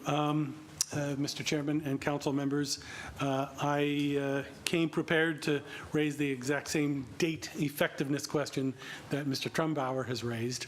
The right answer here is to have this moratorium lifted on the date the council approves the GDP. Any other date makes no sense. How can people appeal if they don't know what the final GDP is? That's the only logical solution to this. So I encourage you, please, to revert to that answer. And if it takes the council 6 months to do its work, that's fine. Let the council take 6 months to do its work. Let the demand be pent up but I don't see how anyone could appeal for a change until the GDP is done. So I would ask you on the date. Second, I want to just echo something Jim Lyon said earlier about the losing trust in the administrative process of the county. And we're investing the Planning and Zoning Office with a lot of authority, but given what's happened in the Rec Department and with the Water Access Commission and with the Mayo Parks Commission, you're taking up a lot of our time seeking our opinion and not incorporating them into your outcomes. And I have an intense fear that that's what's going to happen with the GDP as well, that you're going to consult the world. You've already had 5 or 6 regional meetings. We put stickers on charts. We've done all those things. And I have no hope that the executive branch is going to reflect those opinions. And finally, I want to just encourage you, there was one thing in Mr. Shu's development proposal from last year about us needing a supermajority on the council to approve a zoning change. I think that was a serious loss in rejecting that bill, and I hope the council would consider it going forward. Thank you, Mr. Minahan. Let's go right to left here. Ms. Fligston, good evening. Hello, I'm Ann Fligston, the Executive Director of Growth Action Network. I would say that a number of our members brought up the point that this, I think some people didn't understand that this was only administrative rezoning. So it still leaves it open to a legislative rezoning for use change or any other kind of legislative zoning. And I just think it was a nuance, in fact, that I didn't make at first until I was told by one of our members that, if you have certain things happen, there could be legislative changes. So I just wanted to make sure you were aware of that. And obviously, most of the Growth Action members who've talked about it are very much in favor of the concept, but I just wanted you to know that there would be a potential loophole. Thank you. Ma'am, go ahead. Hi, I'm Laura Lutz. My address is 1652 Cliff Drive in Edgewater.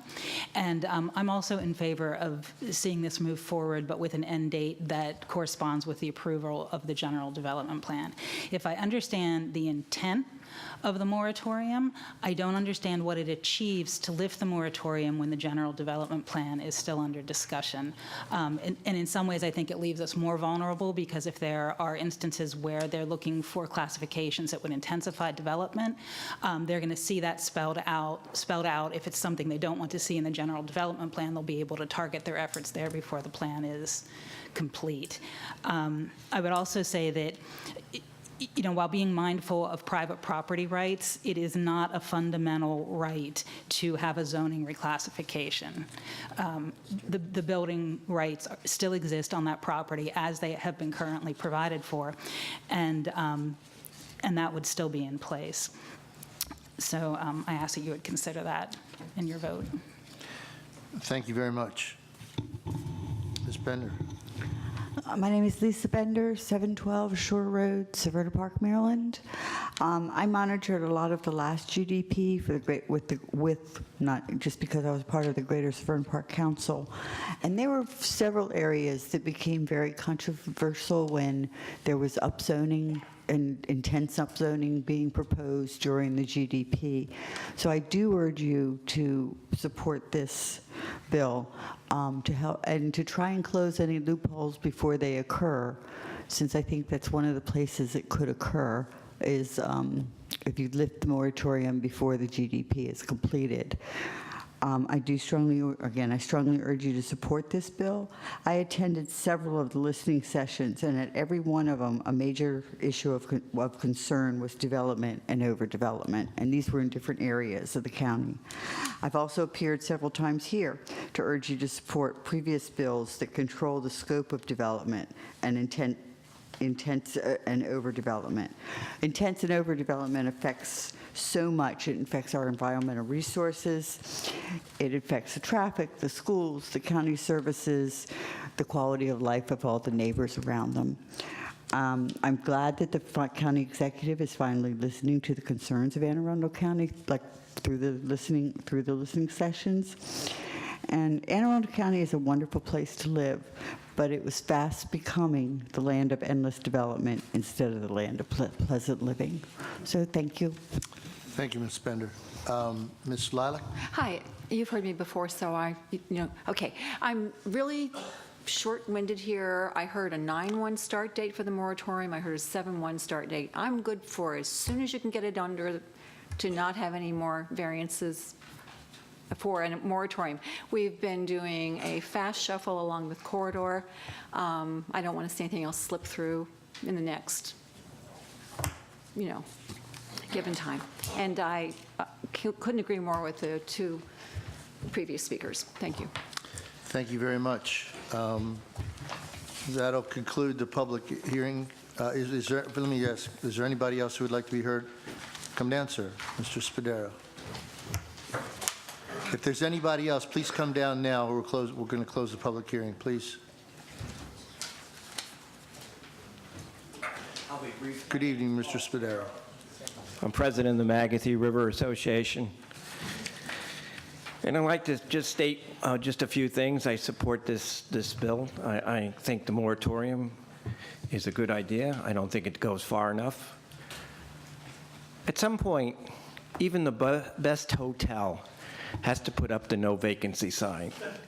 And we are here in this county. The best hotel has to put up the no vacancy sign.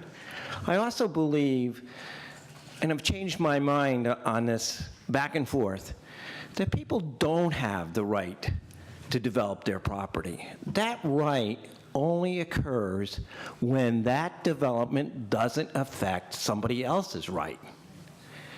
And we keep on forgetting that. The Magathie health has declined, and I've been measuring it for more than 20 years now. And I can say with authority, we measure this. The county doesn't, we do, and it's declining, and it's declining of development issues. So any type of moratorium or any specific thing relating to the general development plan that's going to restrict this overdevelopment that is having an impact is a good thing. And I encourage the council to move forward with better things that will keep the development in check. Thank you. Thank you, Mr. Spadaro. Oh, yes. Ma'am, go ahead. Yes, Susan Cochran, 332 Hamlet Circle, Edgewater, Maryland. Good evening. I, in general, support this bill, but when the discussion turned to the end of the moratorium, I was concerned because having gone through the general development process and the zoning that followed, I see that it's a much longer, drawn-out process than I think people remember or anticipate. I was looking at the volume that was put out by the county in 2009. It was April 2009 that it was issued. And it wasn't until 2011 that we started the process of the comprehensive zoning, two districts at a time. And so there's a long process there when people could take advantage, if it was possible, of getting something in. That's just the only thing I say, that this is an extremely important process, and I'd like to see it done very well. So that's I support this, but I would like to see an end date that is longer. Thank you. Thank you very much, Ms. Cochran. Appreciate it. That will conclude the public hearing. Madam Secretary, please read the title of Bill 1718. Bill number 1718, an ordinance concerning administrative zoning reclassifications, temporary moratorium. And there's an amendment. Madam Secretary, please read amendment number 1. Amendment number 1. This amendment removes a provision that directs a delayed application of the moratorium on administrative rezoning reclassifications. Thank you. Motion to adopt? So move. Second? Second. Thank you. Madam Secretary, Mr. Grasso, it's your amendment. Yep. First of all, I want to applaud the administration for taking this move to do this. There's no doubt about it. It's a definite move in the right direction. My amendment clearly doesn't want to wait until September. It actually wants to start now. I've said now, and I've said many times before, we've got a development issue here in Anne Arundel County. You've heard a numerous amount of people speaking about the overcrowded schools. And it only takes one application of sizable intent to really mess things up really well. I always keep referring to Pete Smith's district of 1,400 houses going into his school systems that are well over 100, 110%. And that's something that can happen between now and delaying this bill to September. As far as the issue being drawn into, as far as saying that a person is being denied their property rights is not even close to even being correct. The person can still develop, okay? Whatever their zoning is, they can still go forward with it. Nobody's stopping them from going forward. But what we're doing is we're doing a comprehensive look of the way the county is moving through the general development plan. And before we make a major decision by allowing a development like happening in Pete Smith's area, and we do the GDP and say, wow, we should have never done this. I don't think it's asking a lot to say, let's hold off any upzoning so we don't have a Pete Smith situation going on. I mean, it is what it is, right? And it only takes just one project to go through to really knock the balance off of things. So, again, the people are entitled to develop their land.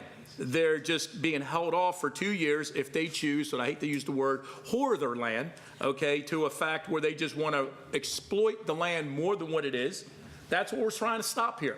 And we're not doing it because we're being mean, because once again, they can do that. We're trying to prevent a major problem from happening. And the longer that we allow this process to happen, all you need is one project come through, like Pete Smith's area, and you've got yourself a serious situation. So everybody agrees that we've got the faucet running, it's leaking, it's filling up the basement. I mean, we got to use a little common sense over here. And like what the planning officer said, you know, give people time. We don't need to give them any time. They can build right now. Their zoning is already for what they want. They just want to maybe go up to a more intense situation. So we're not taking any rights away from them. We're just saying, if you want to go to a more intense situation, you're going to have to wait for 2 years until the GDP is done, and that effect is going to take place as soon as this bill, if it's passed with this amendment, 45 days after the fact. That's what it is. The question is, do we want to take the chance and let another Pete Smith project slip through the loop? Is that what we want to wait and see? Mr. Chair.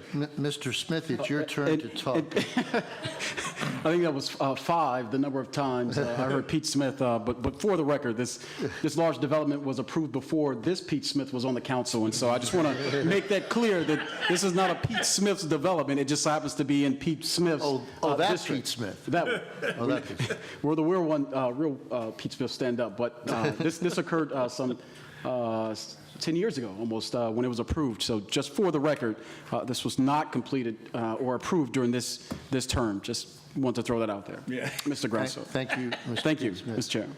Thank you. Mr. Chair. Oh, Mr. Walker, go ahead, sir. Oh, I'm sorry. Did you point out? Oh. So if the timing, as I understand it, we pass this amendment here, delays it till the next meeting, we're basically looking at late June, mid-June, for a start date? June 1st. Got it, okay. And the feeling is that that's not sufficient time to give people notification? Is that? I think, you know. Are you, I guess maybe I should ask, are you objecting to the amendment first? I was waiting for the chairman to I apologize. Oh, excuse me, I'm sorry. I think, yeah, I guess I'll answer your question now, but, you know, I think I laid out the justification for September 1st. I think that the public needs the opportunity to be aware of this. This is a change. This is a moratorium. It's a substantial change in policy. I think the effect of this would be from basically September 1st to June 1st if you carried it out. I'll let Mr. Hager explain more. I mean, I think that we put this in there as a courtesy to those who are directly impacted by this. I think the numbers that we had pulled was, there's about a dozen of these cases per year, so this is not a huge number that are coming through. So I think we would prefer to keep the date at September 1st as the bill is written, and I'll defer to Mr. Hager, who's been through this more than I have. Thank you, Mr. Marzak. Thank you, council, for all of the thought that's going into this, and thank all the people who testified in support of this. I think most of the folks who came to testify were testifying in support of this amendment in one fashion or another. So it sounds like we all are at least somewhat on the same page. I think the question comes in as to exactly how we want to do this. And I think it's important that we note the purpose behind this. And the purpose is directly related to the GDP. If you have a constantly moving target, it's impossible to actually get it right. So the process by which we invoke these temporary moratoriums is a well-established process, and it's used in virtually every jurisdiction across the country for some period of time. Keeping in mind that the purpose for doing this is the GDP, and we are temporarily taking away property owners' Fourth Amendment rights. They have a right to pursue a rezoning. Yes, Mr. Grasso, they do have the right to build, and they can build in conformance with the zoning that they have in place, but we are temporarily taking away their rights. We are taking it away, and the courts have held that that's a legal exercise of authority so long as it is temporary and there is a purpose in mind. Most of the people who came and testified here today were basically supporting this legislation, and in their comments they said that they were supporting this because they felt that we needed to get a better handle on development, or they wanted to slow or stop development. That's not the purpose of this bill. This bill is directly related to the GDP. It will have the effect of slowing and stopping to some extent development for a period of time, and some people may say that's a great side effect or a nice little benefit of all of this. However, that's not the purpose. The purpose is for the GDP. So in order to facilitate that purpose, and the courts have held that that's a legal exercise of our rights, we want to also do it in a responsible way that provides people, whether they're large developers or an individual property owner, and in order to put something together in time to meet this deadline, they're going to have to retain counsel. They're going to have to retain the services of a planner, an engineer, or a surveyor to prepare plats and other documents to use as exhibits. That takes time. It's not a quick process. It's not a cheap process. And in order to provide them enough time, a June 1st deadline just really isn't appropriate to provide them with an adequate opportunity to seek out the counsel they need to know whether this is the right thing to do. They may want to try to schedule meetings with people in my office. We should provide them with an opportunity to do that. They want to say, is this the right course of action, or should we wait till the GDP is complete? I've had a lot of people in my office over the last couple of months asking those very questions. So if you pass this bill, then it's suddenly going to become very real to people, and they're going to know that they have a time frame. The question is, are we going to provide them with adequate time frame? Mr. Chair, I still have the floor, if that's okay. I was in the middle of asking my question and kind of turned it over to Well, then why don't you go ahead? That's okay, if you don't mind. Thank you. Mr. Hager, you mentioned the process and all these steps that people might need to take, but my understanding, and I don't, we're not allowed to delve into the actions of the Board of Appeals process, but do they need to have all of that stuff just to file in order to ask a change? I mean, do they need to not have all of that prepared and presented until they actually make their case before the administrative hearing officer? They need to have it from the beginning, because my office also reviews and does a staff report on each one of these people, each one of these So prior to their application in front of the administrative hearing officer, they'll have to have had time to meet with you and your folks, and you don't feel like that's 60 days or basically a little more than 60 days is sufficient? It's really not much, and again, since you are looking at something as significant as this, shouldn't you have an opportunity to make sure that you've provided adequate time frame to do that? Thank you, Mr. Chairman. I'm done. Thank you, Mr. Chairman. Mr. Grasso. I'll say it again. Once again, the individuals aren't being denied anything as far as their property. They're only being denied changes, okay, or variances to what they can do. So in either case, we can make the same argument that when the GDP is done and someone turns around and wants to go from an R1 to an R15 and we deny them, they can make the same argument that we're denying them their rights to be able to upzone their property. I guess we could use that argument on pretty much on anything, all right? This here is just saying we're holding off for 2 years if you want to upzone. But you can do what you want with your classification right now. And, the GDP, like I've said before, they can make that argument when it comes to GDP. Well, look, your GDP right now doesn't allow me to upzone this. But had you not done the GDP so soon, maybe I could have upzoned it before the fact. I mean, isn't there a lot of different ways we can argue this? Okay? So that's the question I would have to say. Mr. Grasso, if I could aid that, or in trying to aid that, can I ask you, Mr. Swain, because I'm going all the way, you went to law school since I did. Everybody went to law school since I did. But I remember in property that the bundle of rights, I recall there might be 5 sticks in the bundle of rights. Do you remember what they are? Alienation is one of them, and go ahead. That second. What? That's a common metaphor. That the property rights are a bundle of rights, and there's a number of sticks in that bundle, and the names of each of them escape me. Right. But that's not to diminish their importance, and certainly, the right. There's a long line of case law that discusses the concept of zoning and the Supreme Court's acceptance of that limitation of personal property rights or real property rights, because it's a serious limitation. And I think what the administration is looking at with regard to these starting dates is recognizing that these are important rights, and that in an effort to be fair, it seemed fairest to give people a chance to prepare for it, because it's a dramatic change.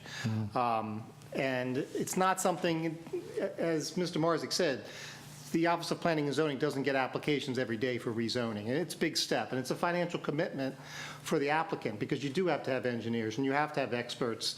And there's a time element involved as well, because if it's contested, you're probably looking at a 2-year process just to get through the administrative hearing officer and the Board of Appeals if necessary. So it's cautious steps that the administration is seeking to take, because they recognize that these are important rights. If that answers your question. And maybe it doesn't. Yes, it does, I think. Mr. Grasso, did... Yeah, well, heck, why stop in September? Why don't you just make it next year? Why stop then? Why don't you make it in the middle of that year? I mean, the one thing that I've learned is that we don't have guts. That's the problem. We let the developers tell us what they're going to do in Anne Arundel County instead of Anne Arundel County telling them what they're going to do. And my point is that I can make the argument right now. You say September? Well, I'll tell you what, why don't we make it December? Why don't we go for January instead? Okay? Anybody can make that argument and say it's not enough time. All right? We got to stand for something or you fall for anything. And that's pretty much what we've got right here. A major project can go through and cause a nightmare for the school systems, and the longer that you keep putting this off and kicking it down the can, you open that opportunity up. Mr. Swain just clearly said it's going to take at least a minimum of 2 years. Okay, before there's a zoning change. And anytime generally there is a zoning change, at least in my neck of the woods, my people come out deep, okay? And they will be the first to tell you. And that thing will drag out for 2 years. So I'll caution the council once again, the longer you kick this down the road, the worse the situation can possibly be. We already acknowledge we've got a problem, and I just think you're opening up the can of worms to make it be worse. Just that simple. Thank you, Mr. Grasso. Mr. Pruski? Thank you, Mr. Chairman. I've been waiting quietly. Mr. Hager, I'm the only person on this council that's sit on the Board of Appeals, and I know that they have a backlog. And they continue to have a backlog, obviously, with cases. And I think one of the things that the people are missing here is we're arguing over a date in terms of when this will be implemented. There's no question there needs to be a moratorium. The question is when it's implemented. But here's what I'm considered is the legal challenge. And I don't know if Mr. Swain, you want to chime in on this, but dates matter. Obviously, and what we decide with the council, we can do what we can do. But if you're in the middle with your staff of dealing with a case, and you may or may not be, I know you can't talk about that, that's my concern. Are we opening ourselves up to something where, maybe 30 days does matter? I mean, I understand we want to start right now, but I just want your opinion on that. You know your caseload, you know your staff. But I don't want the county to be sued because we should have said, hey, let's wait a little bit longer. I don't know if that's an argument or not, but I just want to hear your opinion on that. Right. That's a good point, Councilman. We could also be sued for doing it too soon or for doing it at all. But again, as I articulated previously, when it's done in concert with something and for a particular reason, in this case for the GDP, the courts have generally held that it's an appropriate use of our power. So that said, how much time do we want? Obviously, if you wait beyond September 1st, I think you diminish the effectiveness of something like this, and we certainly do not support that. But making this happen in 45 days isn't really enough time to put something together for an applicant, keeping in mind, too, that some of these applicants are pursued by large developers who have experience doing this. But a number of rezoning cases also come from citizens of the county who are relatively small property owners who are looking to utilize their property or to do something slightly different than what they currently have. And so they don't necessarily have a lot of experience with these types of things. So their first step is probably going to become to come see somebody in my office. It will take time to schedule an appointment, time to have that appointment, time for them to digest that, maybe a couple sitting over the kitchen table having a conversation about where should we go next with this, hon? And based upon that, they may go retain counsel. So pretty soon we're already looking 30, 40 days down the road from the time that this thing becomes effective, and we're quickly running out of time for them to do this. If you don't feel that September is the right day, then maybe you should come back with a different date perhaps, but it certainly isn't June 1st. That just isn't enough time. Mr. Chair. Yeah, Mr. Trumbo. Thank you, Mr. Chair. Mr. Hager, you just led into my question, which was if you think that there is any room to maneuver here. Like, I'm sympathetic to your argument, okay? So I understand. I certainly understand the intent of the amendment sponsor, but trying to put myself in the other shoes, I understand that. So he wants to do 45 days from when it's passed. You guys want September 1st. I'm ready to wheel and deal. Like, can we agree in July? July 1st, sold. So I'm asking the administration first, but I'm just wondering. Like, it doesn't seem like we're that far apart. So I wonder if we might find a consensus here somewhere. Sure. Well, I think if you're sympathetic to our cause, then no, there's no flexibility at all to answer your question. But well, I'm also sympathetic to extending it out on the outside, so you should think about that too. Right. We'll get to that in a second. Yeah, I'll bet. We will indeed. Yeah. I mean, I think that, from our perspective, extending it out might be a better approach. I think it's really just, you've got people who may have no idea this is coming, and I think that's really just the argument that we put forward. I think it's really a fairness issue. I think on the back end of it, I think there's more flexibility for that. You're going to end up having the same effect, right? It's a certain time period that you're going to have it. So whether it goes into effect September 1st or August 1st, you're going to have a certain date where it ends, a certain date where it begins. Mr. Chair, I would just reiterate Mr. Hager's argument that June 1st is too soon. No, I understand.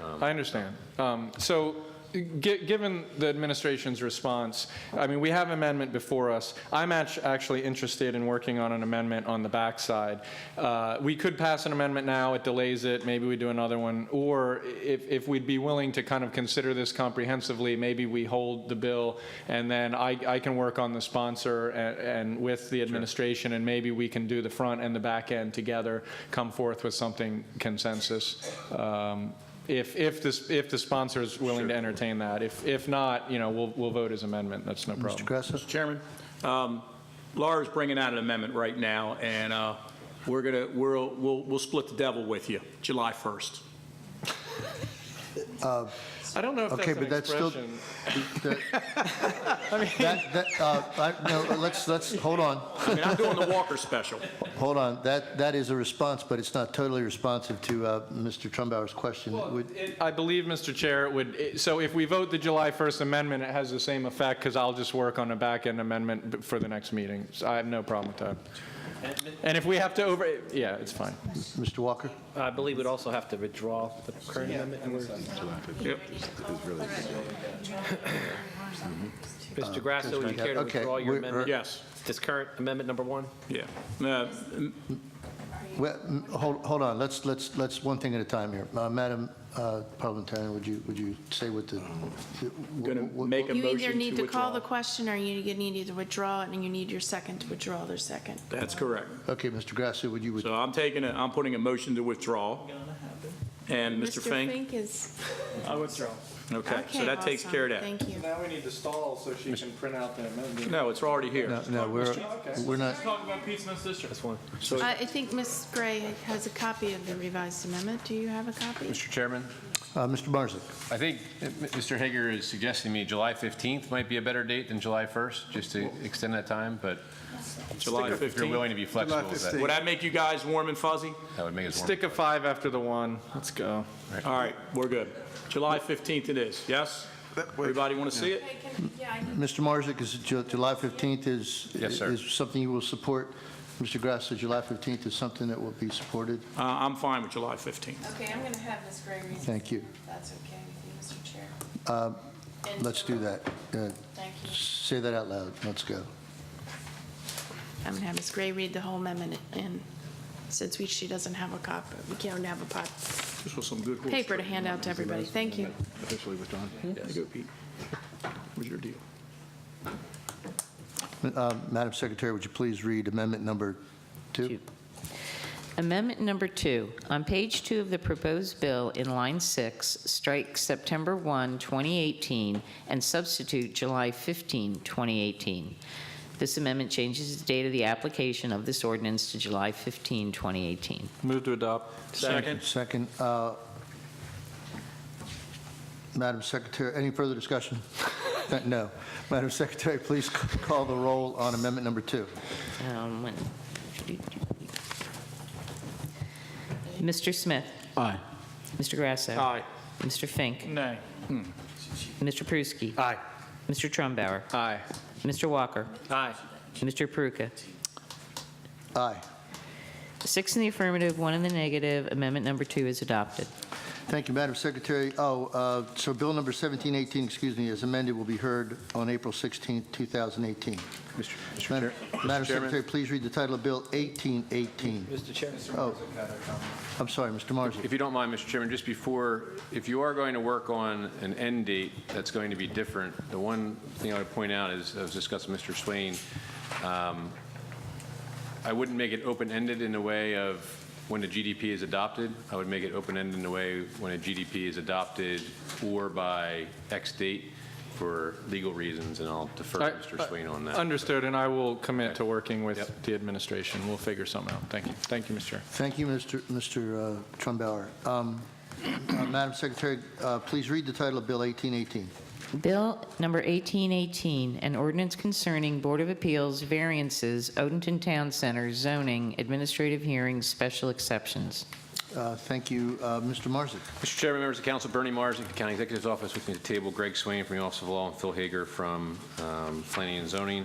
As we discussed the work session, Bill 1818 has 3 important components. First, it incorporates the standards and processes from Article 18 for the Administrative Hearing Officer to Article 3 for the Board of Appeals, so both institutions operate under the same rules.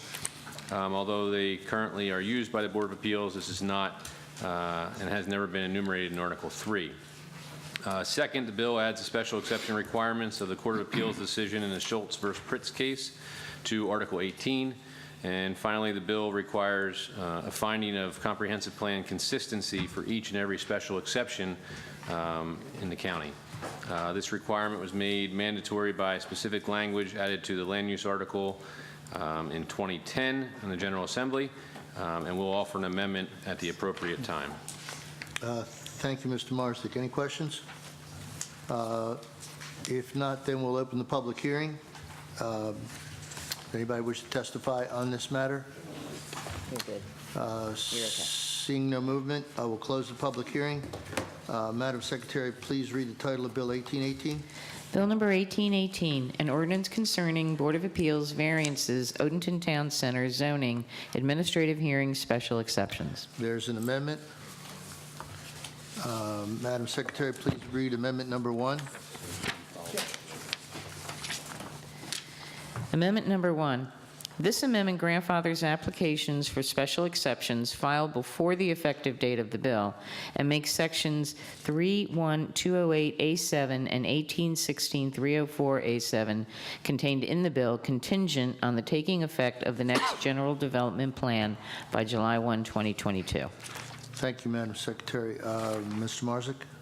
Or is this? Need a motion. Oh, excuse me, need a motion. Move to adopt. Second. Mr. Marzick? Thank you, Mr. Chairman. I'll defer to Mr. Swain on this, but this was just to clarify that any special exceptions applied for now are treated under the current law, and this would be after the GDP is adopted, where these new requirements would be for special exceptions.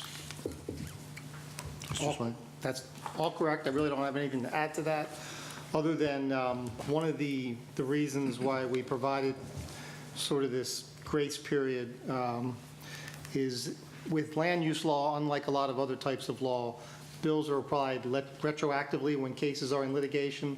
So if we had a special exception working its way through the process without this type of a grandfathering clause, that special exception will be subject to the new requirements, which could mean different requirements before the administrative hearing officer than before the Board of Appeals. So, You mean in addition to everything else about zoning, Euclidean zoning, it violates ex post facto?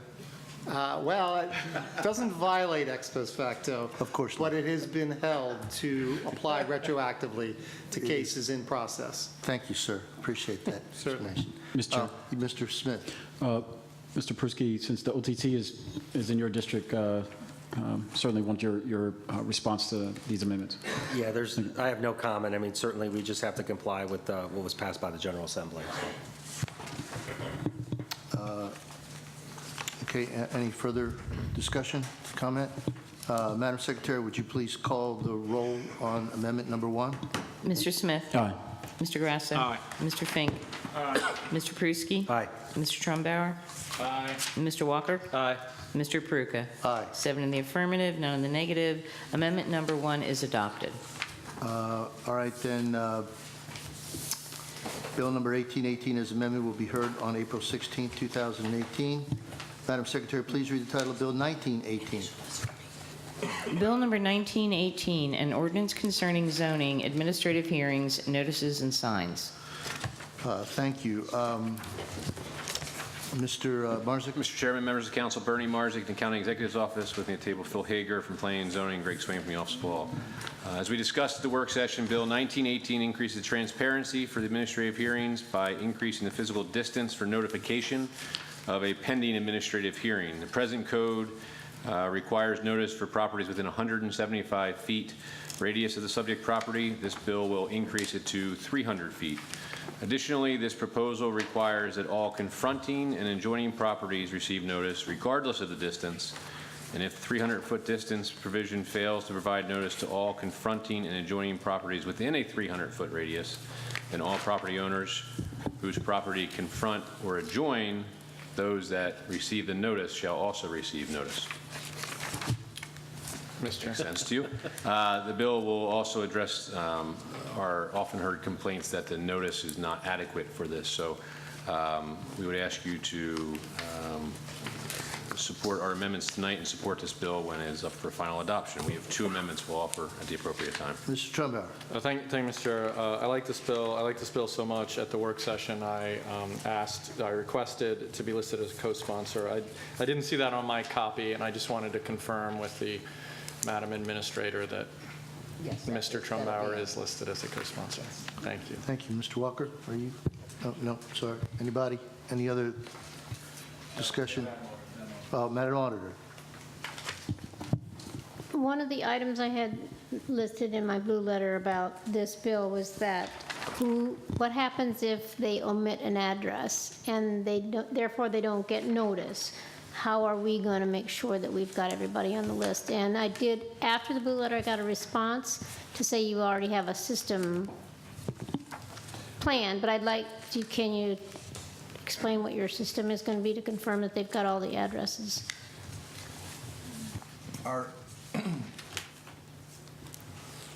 The OPZ zoning division reviews the radius for the notice provisions.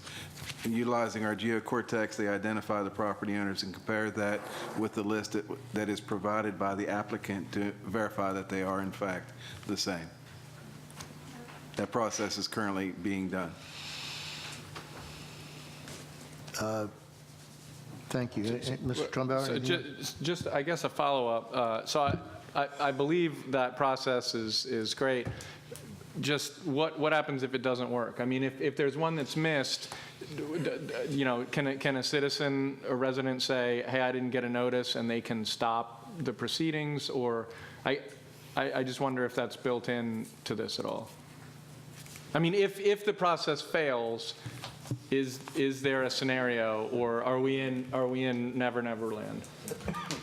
Yeah, is there a remedy? That's the right word. Greg Swain from the Office of Law. I think the system that the Office of Planning and Zoning has in place, they require pre-file meetings. So when you come in for a pre-file meeting, you basically have to have your application complete, which includes the list of property owners. So there's an opportunity there for the Office of Planning and Zoning to say you haven't included everybody, you have to send additional notices. Now, in addition to that, complying with the notification requirements is an element of proof for an administrative hearing. So if someone, say a next-door neighbor, doesn't get notice and the administrative officer grants the variance, then that person would have grounds to challenge the grant of that notice because they weren't properly notified. Thank you. That's what I was looking for. Thank you. Okay, Mr. Walker. Mr. Chair, thank you. The question then comes to the point of how there is proof. What is acceptable proof? And, you know, I heard this argument most recently at a meeting in South County relative to a solar panel farm that was being proposed. Folks that were adjacent or within 175 foot said they did not receive any notification. So is it registered mail required, or is there some element of, I mean, does the person just have to produce copies of the envelope showing a stamp and an address basically that it looks like they mailed it, but there's no way to prove that they actually did mail it? Well, I think what the applicant provides the list, and then the Office of Administrative Hearings sends out the notices. So the applicant's not responsible for sending the notification? Not for sending the notice, but for providing the information as far as the list of who was entitled to notice. So again, the pre-file meeting is meant to address those issues. It's not to say it's a perfect system. I'm sure, you know, it's happened before. So we're sending out the notice? The Office of Administrative Hearings sends out the notice. Got it, okay. Right. And of So course, if somebody didn't get it, then it's on us? well, in the event that someone didn't get it, as I said before, I think there is a remedy for that person. But certainly, it's every effort from the Office of Planning and Zoning to assure it doesn't happen, Right. which is why one of the reasons, again, for the pre-fall meeting. Do we absorb the cost on that? Is that They paid pay, for by- that's part of the fee that they pay. That they pay? Got it, thank you. Thank you. If there's nothing further, we'll open the public hearing on Bill 1918. Is there anyone wishing to testify on this matter? One for Mr. Greenberg. If anybody else wants to testify, come on down now, please. Mr. Greenberg. Josh Greenfield, Maryland Building Industry Association, no problem. Mr. Chair, can I clarify that amendment number 1 was to add Mr. Trumbauer? I didn't find amendment number 1 on the table outside. It's not done by amendment. They can do it verbally, and he asked during the work session, so you Okay. don't need to have an amendment to add sponsor. They haven't introduced an amendment yet, right? He's talking about sponsorship line. Yeah. Yeah, because the amendments out in the hall, I was only able to find amendment number 2, which is what I want to testify in anticipation of amendment number 2, which we are in favor of. We're not particularly thrilled about practically doubling the notice distance, but if that hold on does go forward. Are we discussing amendment number 2 now? Excuse me, Mr. Greenfield, you're discussing amendment number 2? Yes, sir. Okay, give me 1 second, sir. You were not allowed to discuss amendments prior to being adoption. Because they haven't been introduced. Right. That's the problem. Yeah, okay, I'm sorry. The public hearing, we're not discussing it. The amendments has been introduced, 1 or 2. Understood. So what is the meaningful opportunity to testify on the amendment? If an amendment is passed, there'll be a public hearing on the bill as amended, which would be your meaningful opportunity to... But the bill's already amended. No. All right, well, then we'll be back here in a couple weeks. That's fine. There are no hearings on amendments. Yeah, we don't... Right, there are no hearings on amendments, there are hearings on bills as amended. Sure. So my apologies to you, but No problem. we're really out of order here to talk about the amendment. Understood. Please accept our apologies. No problem. Ms. Johnson. Mr. Chairman, this bill raises one of my pet peeves. In Herald Harbor, there were 900 existing homes back when I was owning property and active up there. The existing law was you only had to notify people within 175 feet of the property. So given the number of acres, and I don't remember how many hundreds of acres the community includes, but it's a lot. And what happened typically is that the builders and developers would file their papers in, say, October. That meant that the hearings came up in December or January and February. So that meant that the signs went up in January, when it was really cold and miserable, and you didn't have people pedaling their bicycles or hiking through the community. And so, in the words of the hearing officer at the last hearing I attended, which was January 25th of this year, he said, "Oh, you put up the signs in places where the deer can see them. How about any people?" And everybody laughed because this is a joke. They know that this notice is woefully inadequate. With 900 homes, posting the signs and notifying people within 175 feet when there are that many, feet unoccupied and undeveloped, you don't have to notify anybody. Or you notify only a small percentage, the community gets no information at all about what's going on. So I'm glad to see 300 feet, but I would like to say that there should be notice posted so that everybody in the community is aware that if there is a community association or a homeowners association or a pool club or whatever thing is there, you have to do a far better job because it doesn't meet the minimum requirement of due process. Yes, for adequate notice and an Thank you, opportunity. Ms. Johnson. Appreciate that. We will now conclude. That concludes the public hearing. Madam Secretary, please read the title of Bill number 1918. Bill number 1918, an ordinance concerning zoning, administrative hearings, notices, and signs. Thank you. There is an amendment. Madam Secretary, please read amendment number 1. Amendment number 1. This amendment adds a definition of confront when used to refer to a lot or parcel. Thank you. Motion to adopt? Second. Thank you. Mr. Marsden. Mr. Chairman, members of the council, this just adds a definition of confront or confronting. This was discussed at the work session. We have another bill that has that definition in there, but we thought it'd be worthwhile to put it into this bill. Thank you. Any questions? Any further discussion? Madam Secretary, please call the roll on amendment number 1. Mr. Smith. Aye. And Mr. Grasso. Aye. Mr. Fink. Aye. Mr. Pruski. Aye. Mr. Trumbauer. Aye. Mr. Walker. Aye. Mr. Peruka. Aye. 7 in the affirmative, none in the negative. Amendment number 1 is adopted. Thank you, Madam Secretary. Please read the title of amendment number 2. Amendment number 2. This amendment provides that government entities and public service companies owning property that do not need to be notified of applications for administrative planning or zoning relief filed by owners of nearby properties and make stylistic changes for clarity. Thank you, Madam Secretary. Motion to adopt? So moved. Second. Thank you.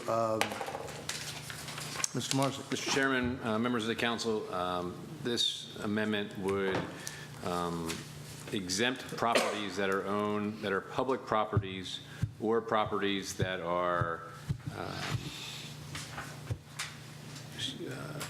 hosting public utilities from the distance requirement. The reason for this amendment is it came to our attention after this bill was introduced that you could have a property that is up for administrative hearing for rezoning that is adjacent to a park that could be a couple miles wide, which would then have to require on the other side of that park to be notified as well, which doesn't seem to make sense and doesn't seem to be the purpose of this. In addition, on the public utility side of things, you could have power lines running adjacent to a property that could run for miles and miles and miles, and all the properties that are adjacent to that or adjoining to that property or to the power lines would be required to receive notice. And again, I don't think that's the intent of this. So hopefully this clarifies that for those purposes. Okay, I got it. Are there any questions? Any discussion? Madam Secretary, please call the roll on amendment number 2. Mr. Smith? Aye. Mr. Grasso? Aye. Mr. Fink? Aye. Mr. Pruski? Aye. Mr. Trumbauer? Aye. Mr. Walker? Aye. Mr. Peruka? Aye. 7 in the affirmative, none in the negative. Amendment number 2 is adopted. Thank you, Madam Secretary. Bill number 1918, as amended, will be heard on April 16, 2018. Madam Secretary, please read the title of Bill 2018. Bill number 2018, an ordinance concerning fire services, construction and property maintenance code supplement, fire prevention code, fire hydrants. Thank you. Mr. Grasso is the sponsor. Mr. Grasso? Thank you, Mr. Chairman. Yeah, as we talked earlier, we have a couple constituents, and the situation of them putting up fire hydrants are getting to be quite a costly problem. So legislation came about because I just felt that the distance should be measured, as we would say, as the crow flies. We had an example on this one particular property that had the fire, and of course they didn't follow the route of planning and zoning. They shot right through people's property, and so I just felt that's the way it should be. With that being said, the administration has come around with a better idea and said, well, let's just stretch the distance from the fire hydrant, and I'm okay with that. And it's pretty much, so I guess we'll talk about that when we get to the amendment. So, thank you, Mr. Grasso. Good evening, everyone. Thanks for your patience in waiting to speak tonight. Mr. Marzick? Mr. Chairman, members of the council, Bernie Marzick, County Executive's Office. With me at the table, Chief Graves from the Fire Department, Chief John Lane from the Fire Department, Dan Kane from Inspection Permits, Kelly Kenny from the Office of Law. As Mr. Grasso said, we had serious concerns with the bill as drafted, but we will offer an amendment that will hopefully address that. Okay, thank you. Any questions? I will now open the public hearing. Anybody wishing to testify, please come down at this time. Seeing no movement, I will close the public hearing. Madam Secretary, please read the title of Bill 2018.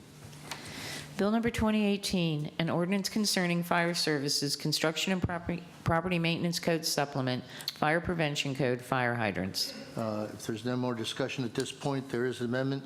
Madam Secretary, please read amendment number 1. Amendment number 1.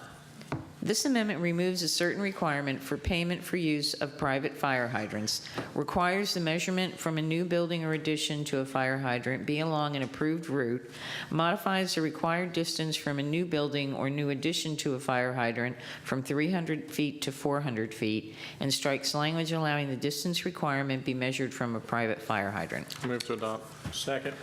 Thank you. Mr. Marzick. Mr. Chair, members of council, this amendment essentially strikes most of Mr. Grasso, actually almost all of Mr. Grasso's bill, and simply changes the number from 300 feet to 400 feet. We had major concerns about the distance being measured under the way his bill was drafted, so we would ask you to support this amendment, and the fire chief is available to answer questions that the council has. Thank you, Mr. Marzick. Any questions? Mr. Chairman? Mr. Grasso. They got my blessing on this one. Okay? All right. Thank you. Thank you, sir. Anything else? Well, what could follow that?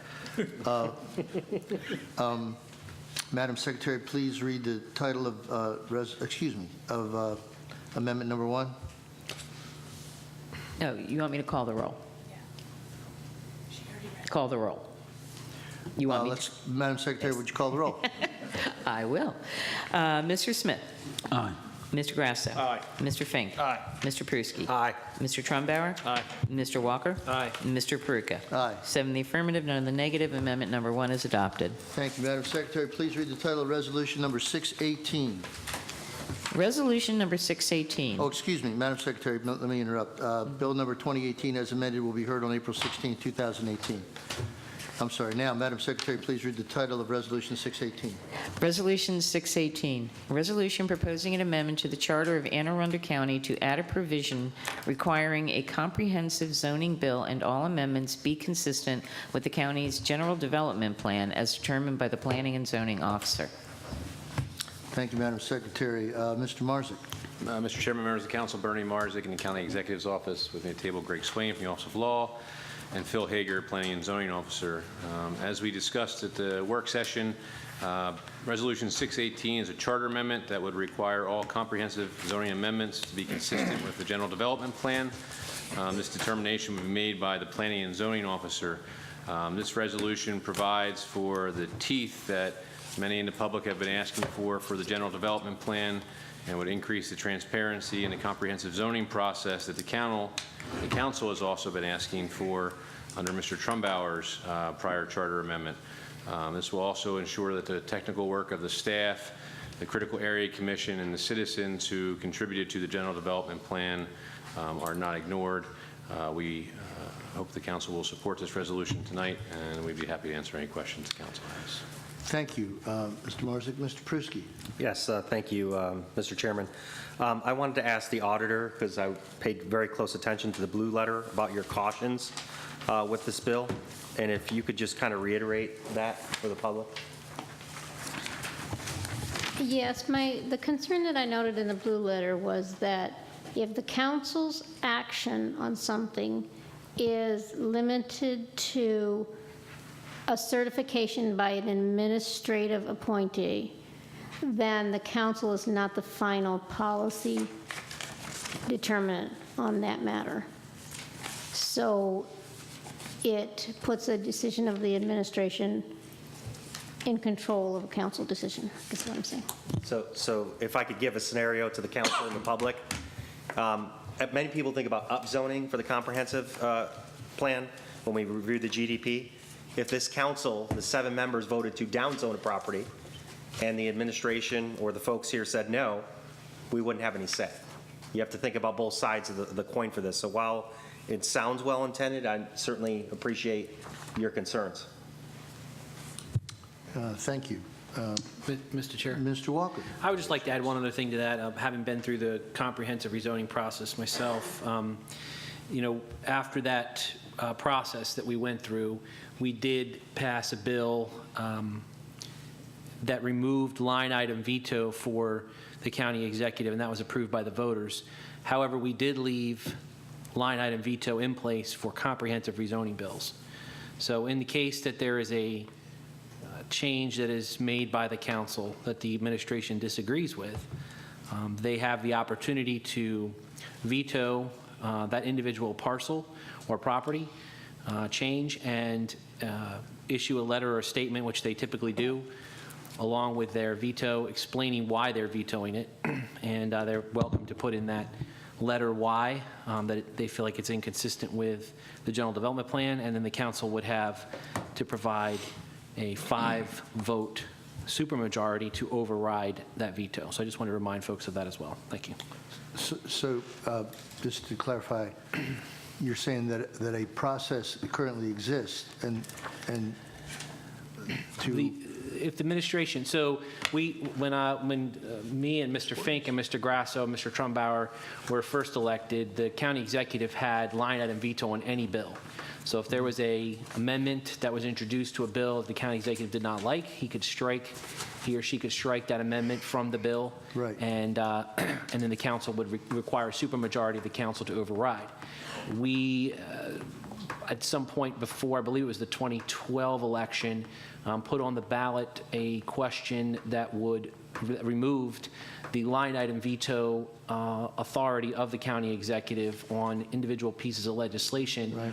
But we left the one caveat, which was comprehensive rezoning bills. So he or she does have the power to remove an individual parcel that's been added by the council via amendment. That's how the process works. There's a bill introduced with properties that are included in the initial bill that's sent down to the council. The council can add amendments to that would add parcels or even change the zoning of existing parcels that were introduced in the original bill. So this power still exists for the county executive. They can strike those amendments on individual parcels and remove that amendment from the bill.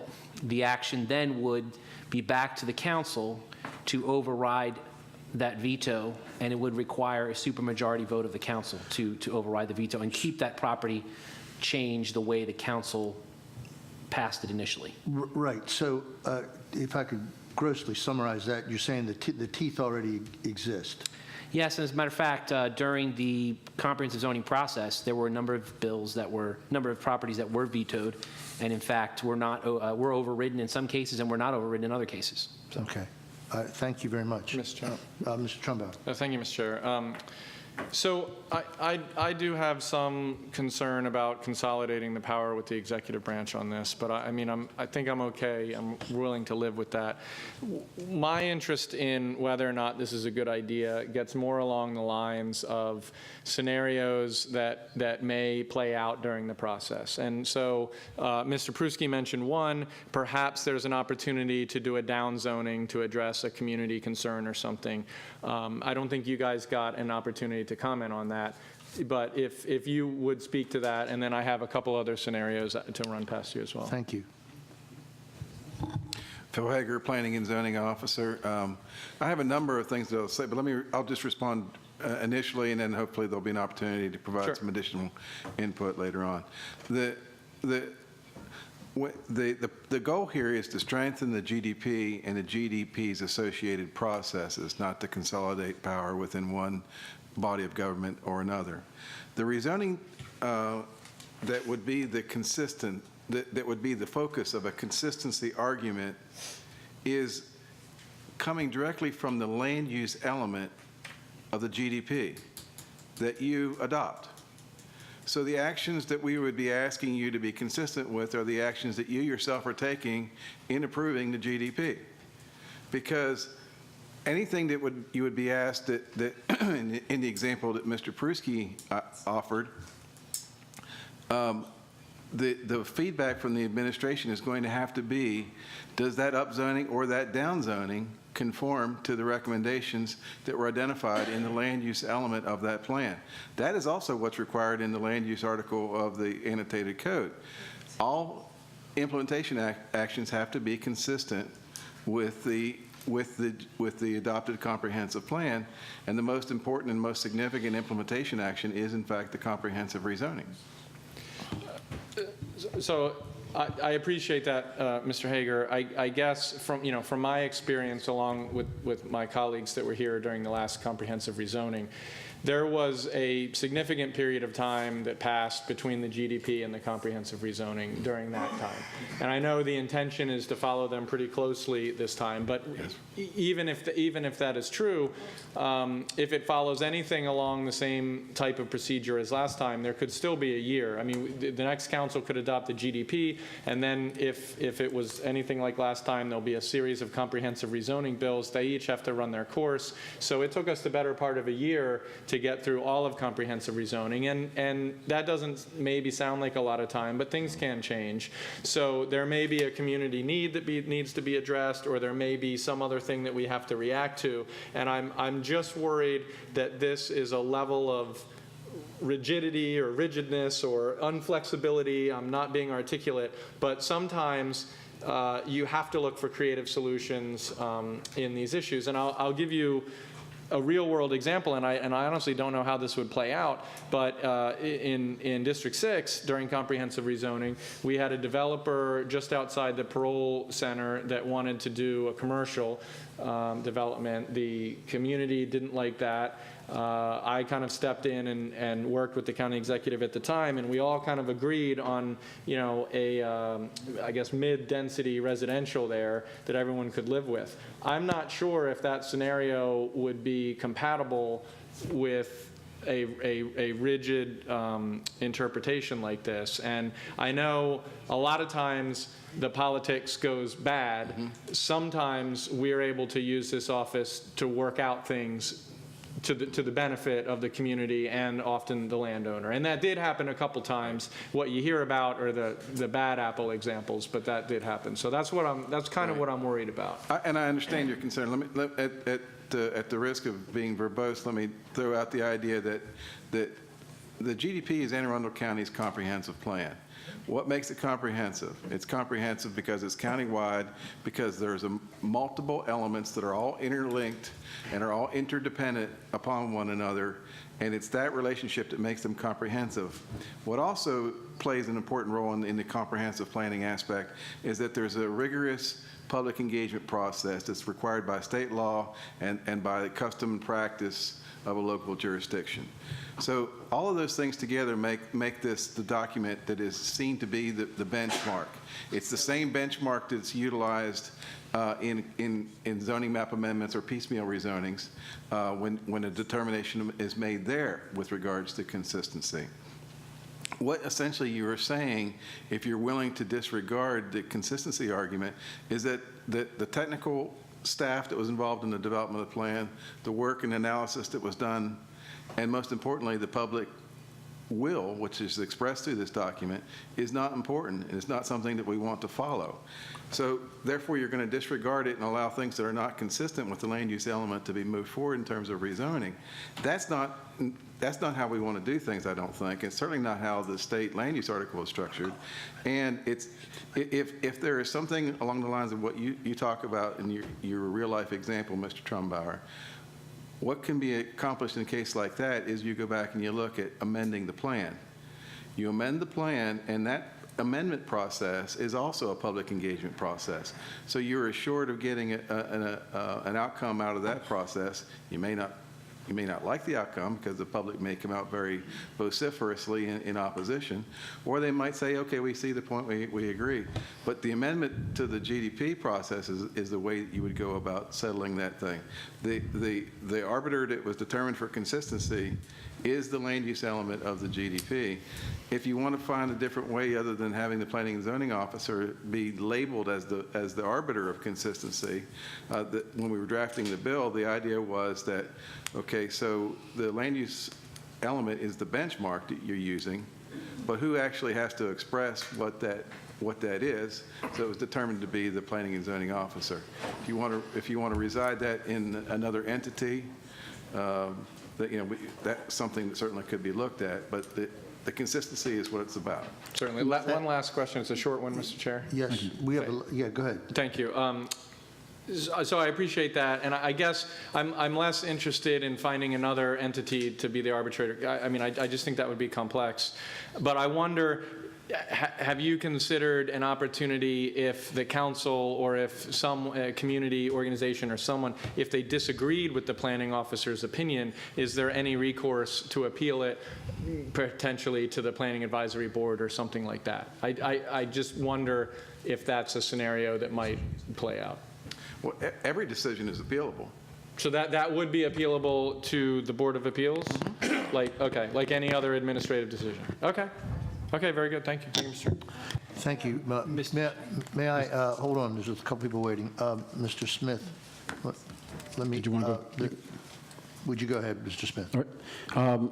Mr. Hager, and maybe even Bernie, Mr. Marzik as well, is there an anticipation to do small area plans with this general development process? Yes or no?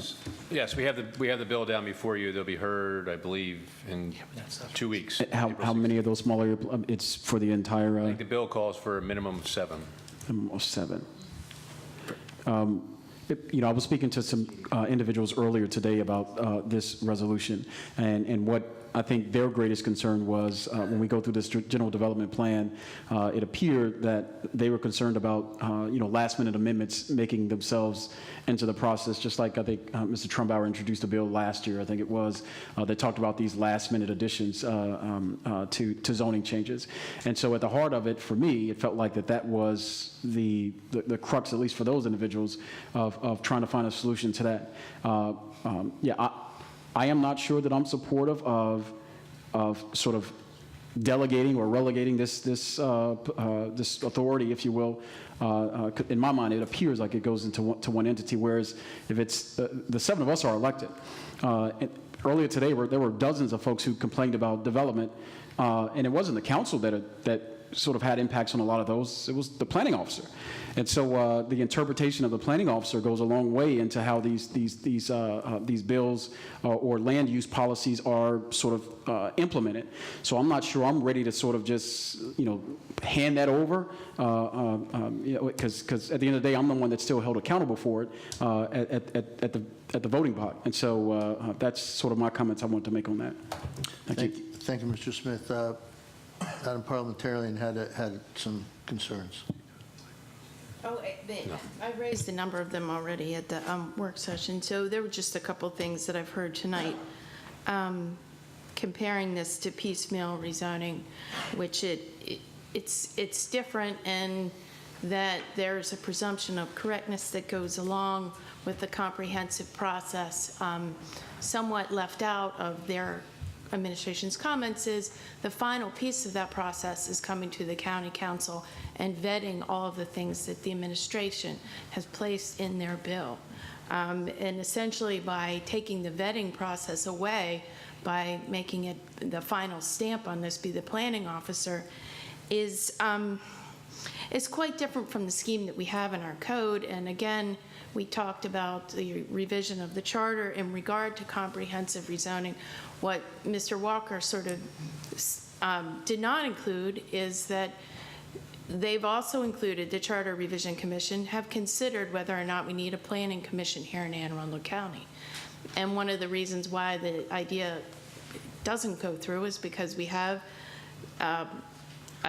two branches of government that participate in that process. You have the planning officer who's in charge of the professional staff, and you have the county council and the county executive, are the elected officials who represent the population. There's a lot of talk about the individuals in the county participating in the process leading up to the introduction of the bill, but that comment cuts short the final process of getting this done, which is bringing it out in public for everyone to see, not those folks who may have been at the meeting. I'm not sure logistically how you appeal the denial of an amendment or the ability to introduce an amendment by the planning officer to the Board of Appeals while you're sitting here with a bill that's got a timeline date. Unless you let the bill die, the council lets the bill die and say, we're not proceeding with this bill because we've got amendments that are now on appeal to the Board of Appeals, which we heard earlier in the night can take 2 years because the Board of Appeals is backed up. And finally, there's been a couple references to the land use article and consistency, and it's important to note that built into the consistency argument within the state code are exceptions for certain areas that they found that legislatively would be correct to say in priority funding areas, for example, there are a number of categories where you say, hey, we're not going to include these in the consistency argument because the overall development priority and the concern in the Green and Growing Smart Act, or what, I forget the exact name, is that we want to concentrate certain types of uses, and therefore intensity and types of uses are going to be left out of the consistency argument for the priority funding areas, of which there are several in Anne Arundel County. So when you talk about leaving it in the hands of the planning officer to decide based on consistency with the plan, there are areas where I don't know whether the planning officer really even has the authority to make that determination, because that really should be left up, as the auditor said, the final policy decision should be with the body that makes the final policy decision. Thank you. So, thank you. Thank you. I'm going to ask you to respond to that if you'd like to. But I'd like to add this thought because I'm trying to bring this to maybe it should keep going around a while. But I'm thinking that the crux to this is the problem of who is going to be the arbiter of consistency. Who's the ultimate arbiter of consistency? And it seems to me the ultimate arbiter of consistency, one way to look at it is that's the people of Anne Arundel County. They're the ultimate arbiters of consistency. Now, then the question is who actually is best suited to be accountable to them for that. And I think that's what we're maybe wrestling with, but I wanted to give you a chance. I know there's other questions, but would you have a chance to respond to what you just heard? And perhaps it's my naivete and my idea that there's a perfect world, and in theory, these processes are supposed to guarantee us the right outcome. That when you mix all these things together, you're supposed to get the right outcome if you put everything in there in the right proportion. In an ideal world, the land use element is the final arbiter, and that the people who are desirous of a zoning change after the process of adopting the plan is over should have been part of the participation of developing the plan, so that they had lobbied in support of a land use change, up, down, whatever, and so that those changes could be properly considered in the analytical vacuum of the plan development process, which engages all the right players under the right circumstances with the right ability to do this analysis, so that you're guaranteed a better outcome. And then when you do your zoning, it's an implementation of a piece of the plan, and everyone would have had an opportunity to participate in that process. Now, if that's naivete, if that's innocence, if it's something else, if that's the idea that process and substance can be mixed together and achieve a proper outcome, I'm not sure what the solution for that is, but that is supposedly how it is to work. Thank you, sir. Other questions, Mr. Walker? Thank you, Mr. Chair. I just wanted to follow up on the exchange between you and Mr. Trumbauer, pointing out again that there was a gap, as Mr. Trumbauer mentioned, between the adoption of the General Development Plan and the comprehensive zoning process, and that gap included an election in which 5 of the council members were new to the council in between that process. And there's nothing that prohibits that from happening again in the future. So, I think ideally, in an ideal world, you would have a council adopt a GDP that also does comprehensive rezoning, but that's not mandated anywhere and was, sorry. Yeah, I think we agree with you that it would be an ideal world. I think what we've put forward is that if a councilman serves 2 terms, he or she is going to be involved in that process. I mean, it's still not guaranteed. I mean, we had one of us that didn't come back the second term, so it's possible for it to happen. The other question I had for you was your remedy to Mr. Trumbauer's scenario that he spelled out was to then reintroduce the GDP. And I'd just like to ask, from your knowledge of the process, who introduces the changes to the GDP if they are made? My understanding is the administration. No, it doesn't have to be. But amendments to the plan come about all the time. I will just interrupt you for a second and say I don't think we've amended the GDP since it was adopted initially. Maybe in I'm sorry?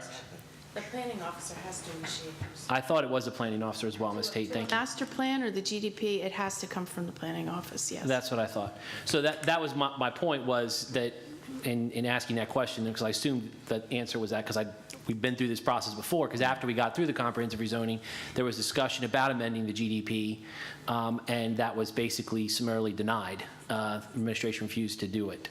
So it didn't leave us with a remedy to a situation like Mr. Trumbauer spelled out. Okay. So anyway, I just wanted to point those things out for the record. Thank you. Thank you, Mr. Chairman. Thank you.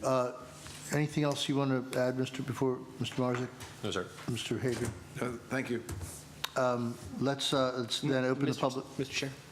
Oh, excuse me, Madam Auditor. I just have one more point. I apologize. That's okay. In my blue letter, I also mentioned the process that we go through every time legislation is introduced, where you come before the council and you say your thoughts on legislation. Well, in this case, you could come forward and say, we don't believe this is consistent with the GDP, and here is why, and enumerate your reasons and cite the state law, and then that be determined at that time instead of having a certification process. So I just wanted to remind Correct. I think, but that. We've been asked to come forward with a solution to give more teeth to the GDP. This is what we've put forward as our solution as the way to do it. The council can ignore that advice when, under your scenario, which I think many folks who have been through the listening sessions Mr. Hager has been hosting have said that's not adequate. So this was their recommendations and what we believe is a solution to that. Thank you. We're going to open the public hearing, and we're going to hear from the arbiters of consistency. We do have a sign up. Here. Thank you very much. Mr. Minahan, Ms. Lutz, Michelle Danoff, Stuart Pittman, and Susan Cochran, please come down. And that will leave one extra chair, and so if anybody else would like to come down as well, please come down now. Ms. Fligston, you're going to be the the other person, right?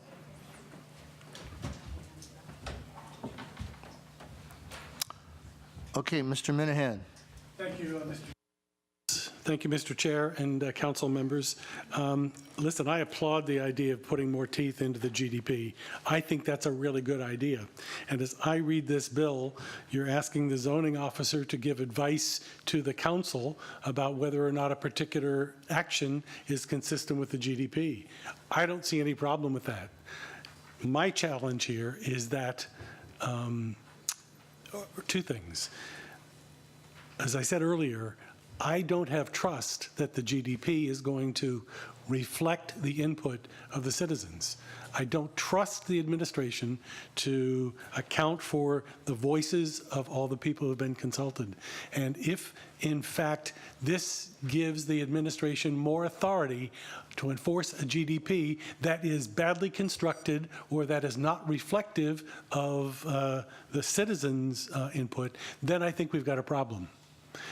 The solution to that, again, having input from the planning office, I think, is a really good idea before you consider a bill. I would like to come back to the idea of a supermajority on behalf of the council to make a zoning change. If you made the planning office advisory and you had a supermajority, then I think you've got more accountability to the citizens. And I have more trust that the administration won't hijack the GDP process, as it has done with the last several commissions in which we've participated. Mr. Chair, I would just like to point out, Mr. Mann, I understand your comments, but if you'll recall, I just want to address one of them, and that is the supermajority, that it actually does, in fact, exist. The planning and zoning officer can give advice when we have amendments, just like we have on every bill that's in front of us. So if he feels like an amendment, because the comprehensive rezoning process is a little complicated, but when an amendment is requested, maps have to be drawn up by the planning and zoning office and submitted to the council in order for us to, as part of our request process. So they're very well aware of the potential for an amendment to be introduced, and it gives them the time to come up with a position prior to the introduction of that amendment. If this amendment, I'm sorry. That's okay. So they have the ability to give advice to us as we can't just introduce an amendment without them knowing about it, because they have to draw the maps up. I understand, but that doesn't oblige them to issue an opinion. And this bill obliges them to issue an opinion. Yeah, they will. On every amendment that we had in front of us, they issued an opinion. And the other thing is, to address your supermajority, is that we have the line item veto process, which if the county executive doesn't feel like it is consistent with the GDP, he can issue a veto of that specific parcel, which requires a supermajority from the council in order to override it. Yes, that's late in the process. It should be able to be stopped at the council before it gets to the county executive. I understand.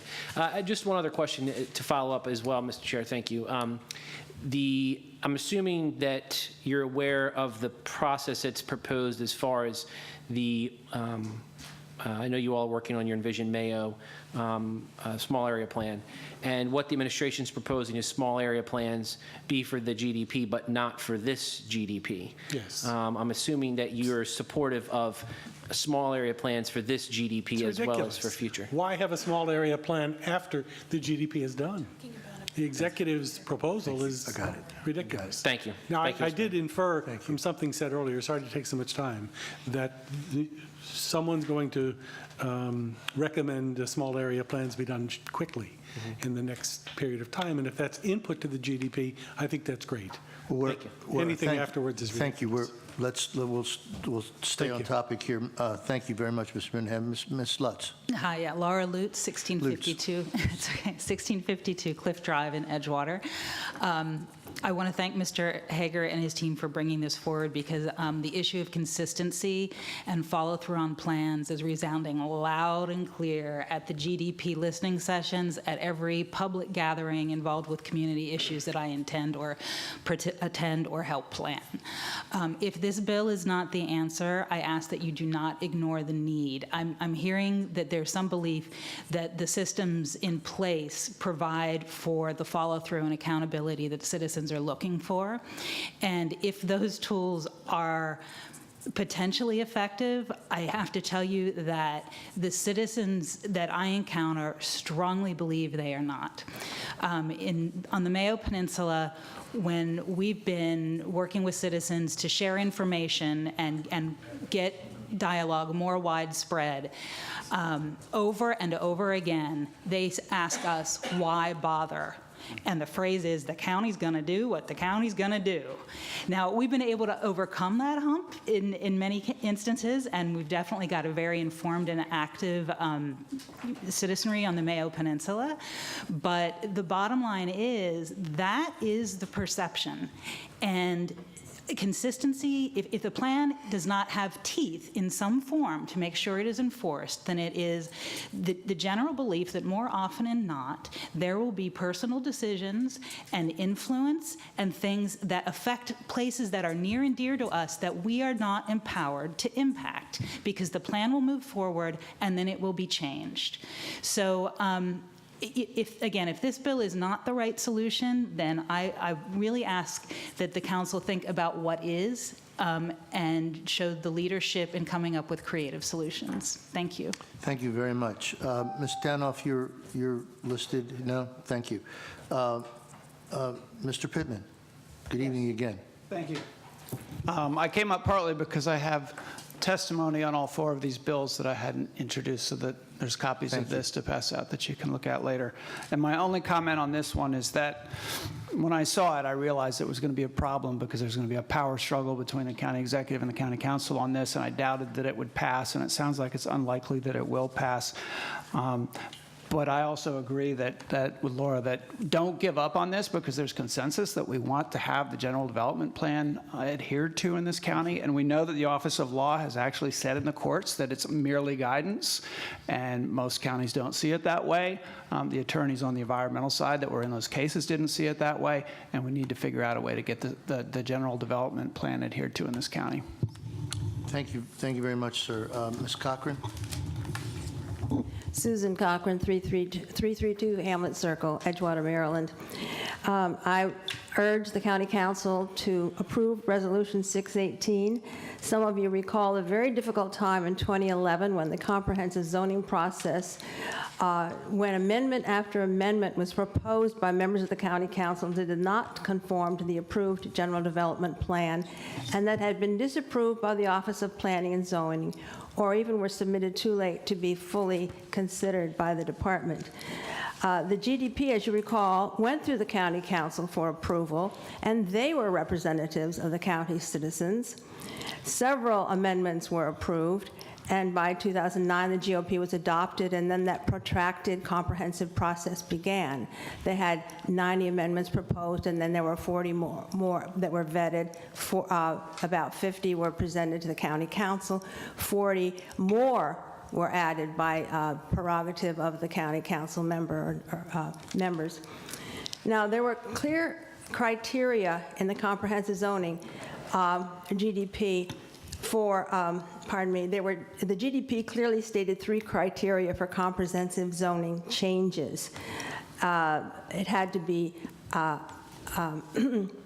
it had to further the established goals and policies in GDP. It had to be not contrary to these policies, and it had to have a land use that was compatible. Now, these criteria were often ignored by the majority of the county council in 2011, as I observed. I was very much involved in advocating against commercial development in rural agricultural land on 214 below the well-established line that divides the more densely developed north and the south, referred to as South County. Only the rural GDP had retained the zoning as rural agricultural only by a 4-3 vote. Oh, okay, sorry. Just, so tell us your final sentence. Where are you on this? What do you want us to do? Well, as I said at the beginning, since the tendency to please constituents is so powerful during rezoning, what we want you to do is to support this. Thank you very much. Thank you, ma'am. Thanks for being here tonight. Thanks for your patience. Ms. Flixton.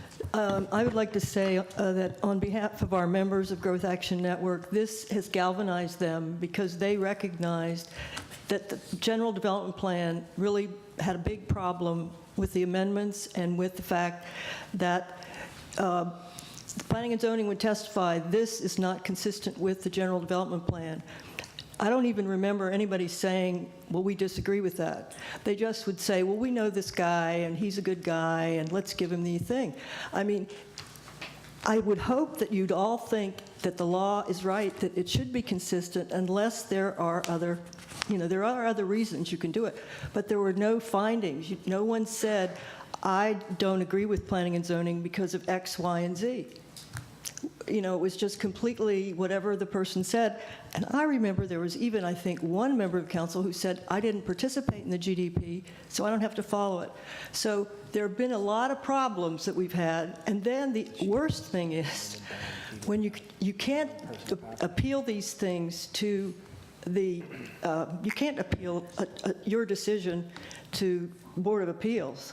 It goes to court. And there was a case with neighbors who took several, what we thought were the worst rezonings to court. The Court of Special Appeals agreed that there was no remedy for these folks. They said they've got to have a remedy. I remember Office of Law said, well, they can get a remedy at the time of building permit.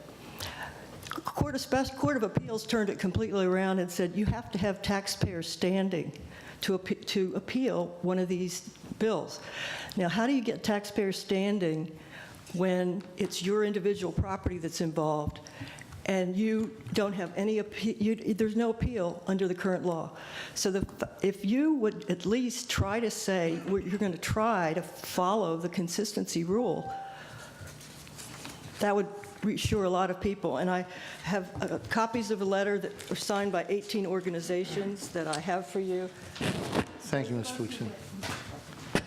No, thank you very much. Appreciate it. Mr. Chair, I'll be real brief. I know Ms. Flixton and I, we spoke earlier today, and I had committed to her about trying to come up with some process for these amendments coming at the last minute that had no sunshine on them. And so it certainly is my intent to make sure that is addressed during this process via legislation with this body. So that you have my word on. Okay. Go ahead. I would just say that if you can fix the problem in a different way or make it even somewhat better than it was in a different way than this bill, we'd be thrilled. We're looking for the result. We're looking for the teeth. And I think we have to say that this is the first time we've seen it, the teeth might be here. And we appreciate it from the administration. Thank you very much, Ms. Flixton. Yes, sir. Good evening. The NCAA is probably over by now, so we don't check our brackets. But I'm here as a citizen, and I'm here to speak about where I live in Annapolis.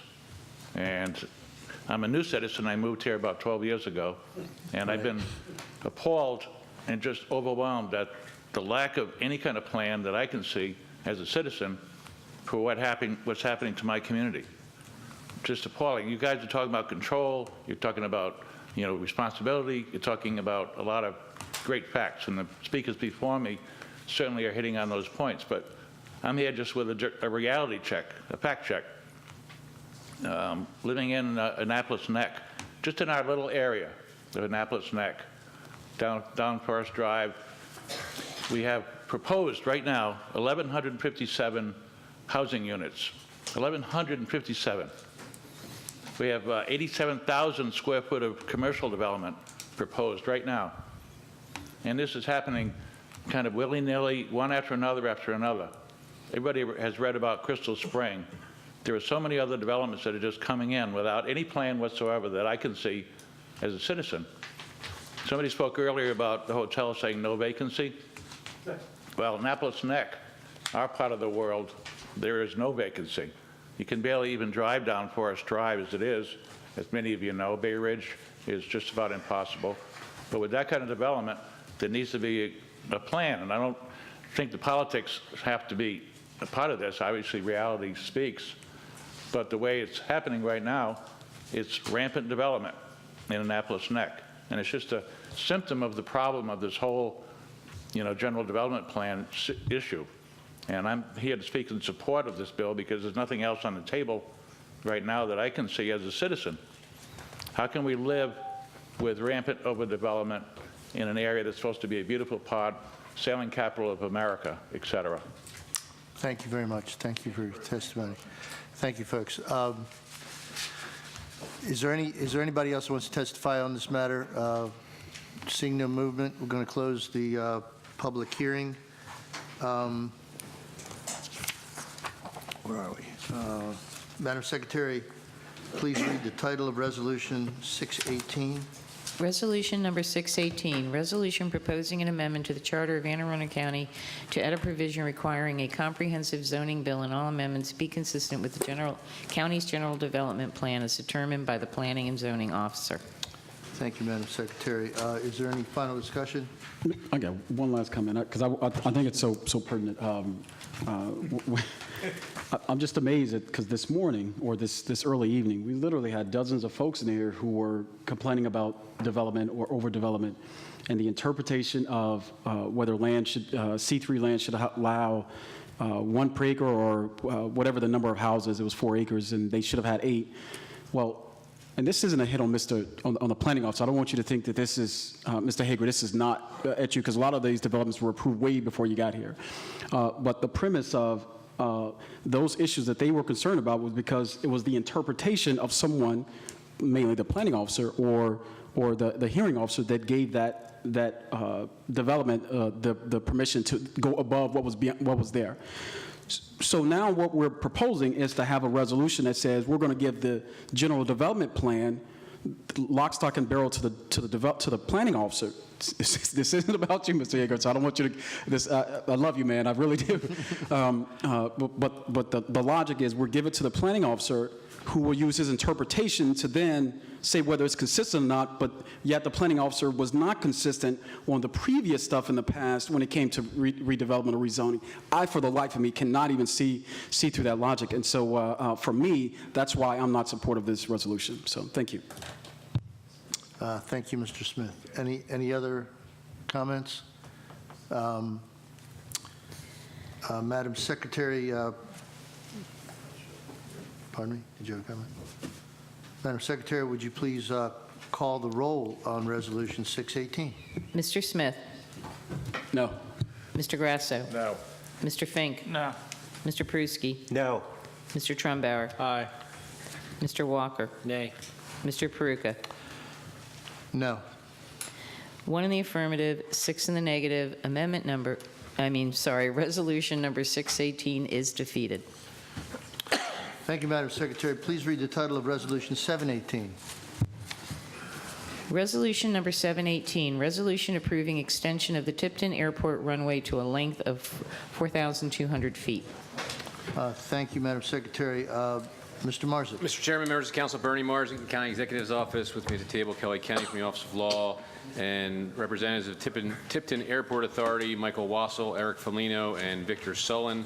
Resolution 718 fulfills the county code requirement to hold a public hearing to extend the runway at Tipton Airport to 4,200 feet and receive county council approval for that runway extension. The current length is 3,000 feet.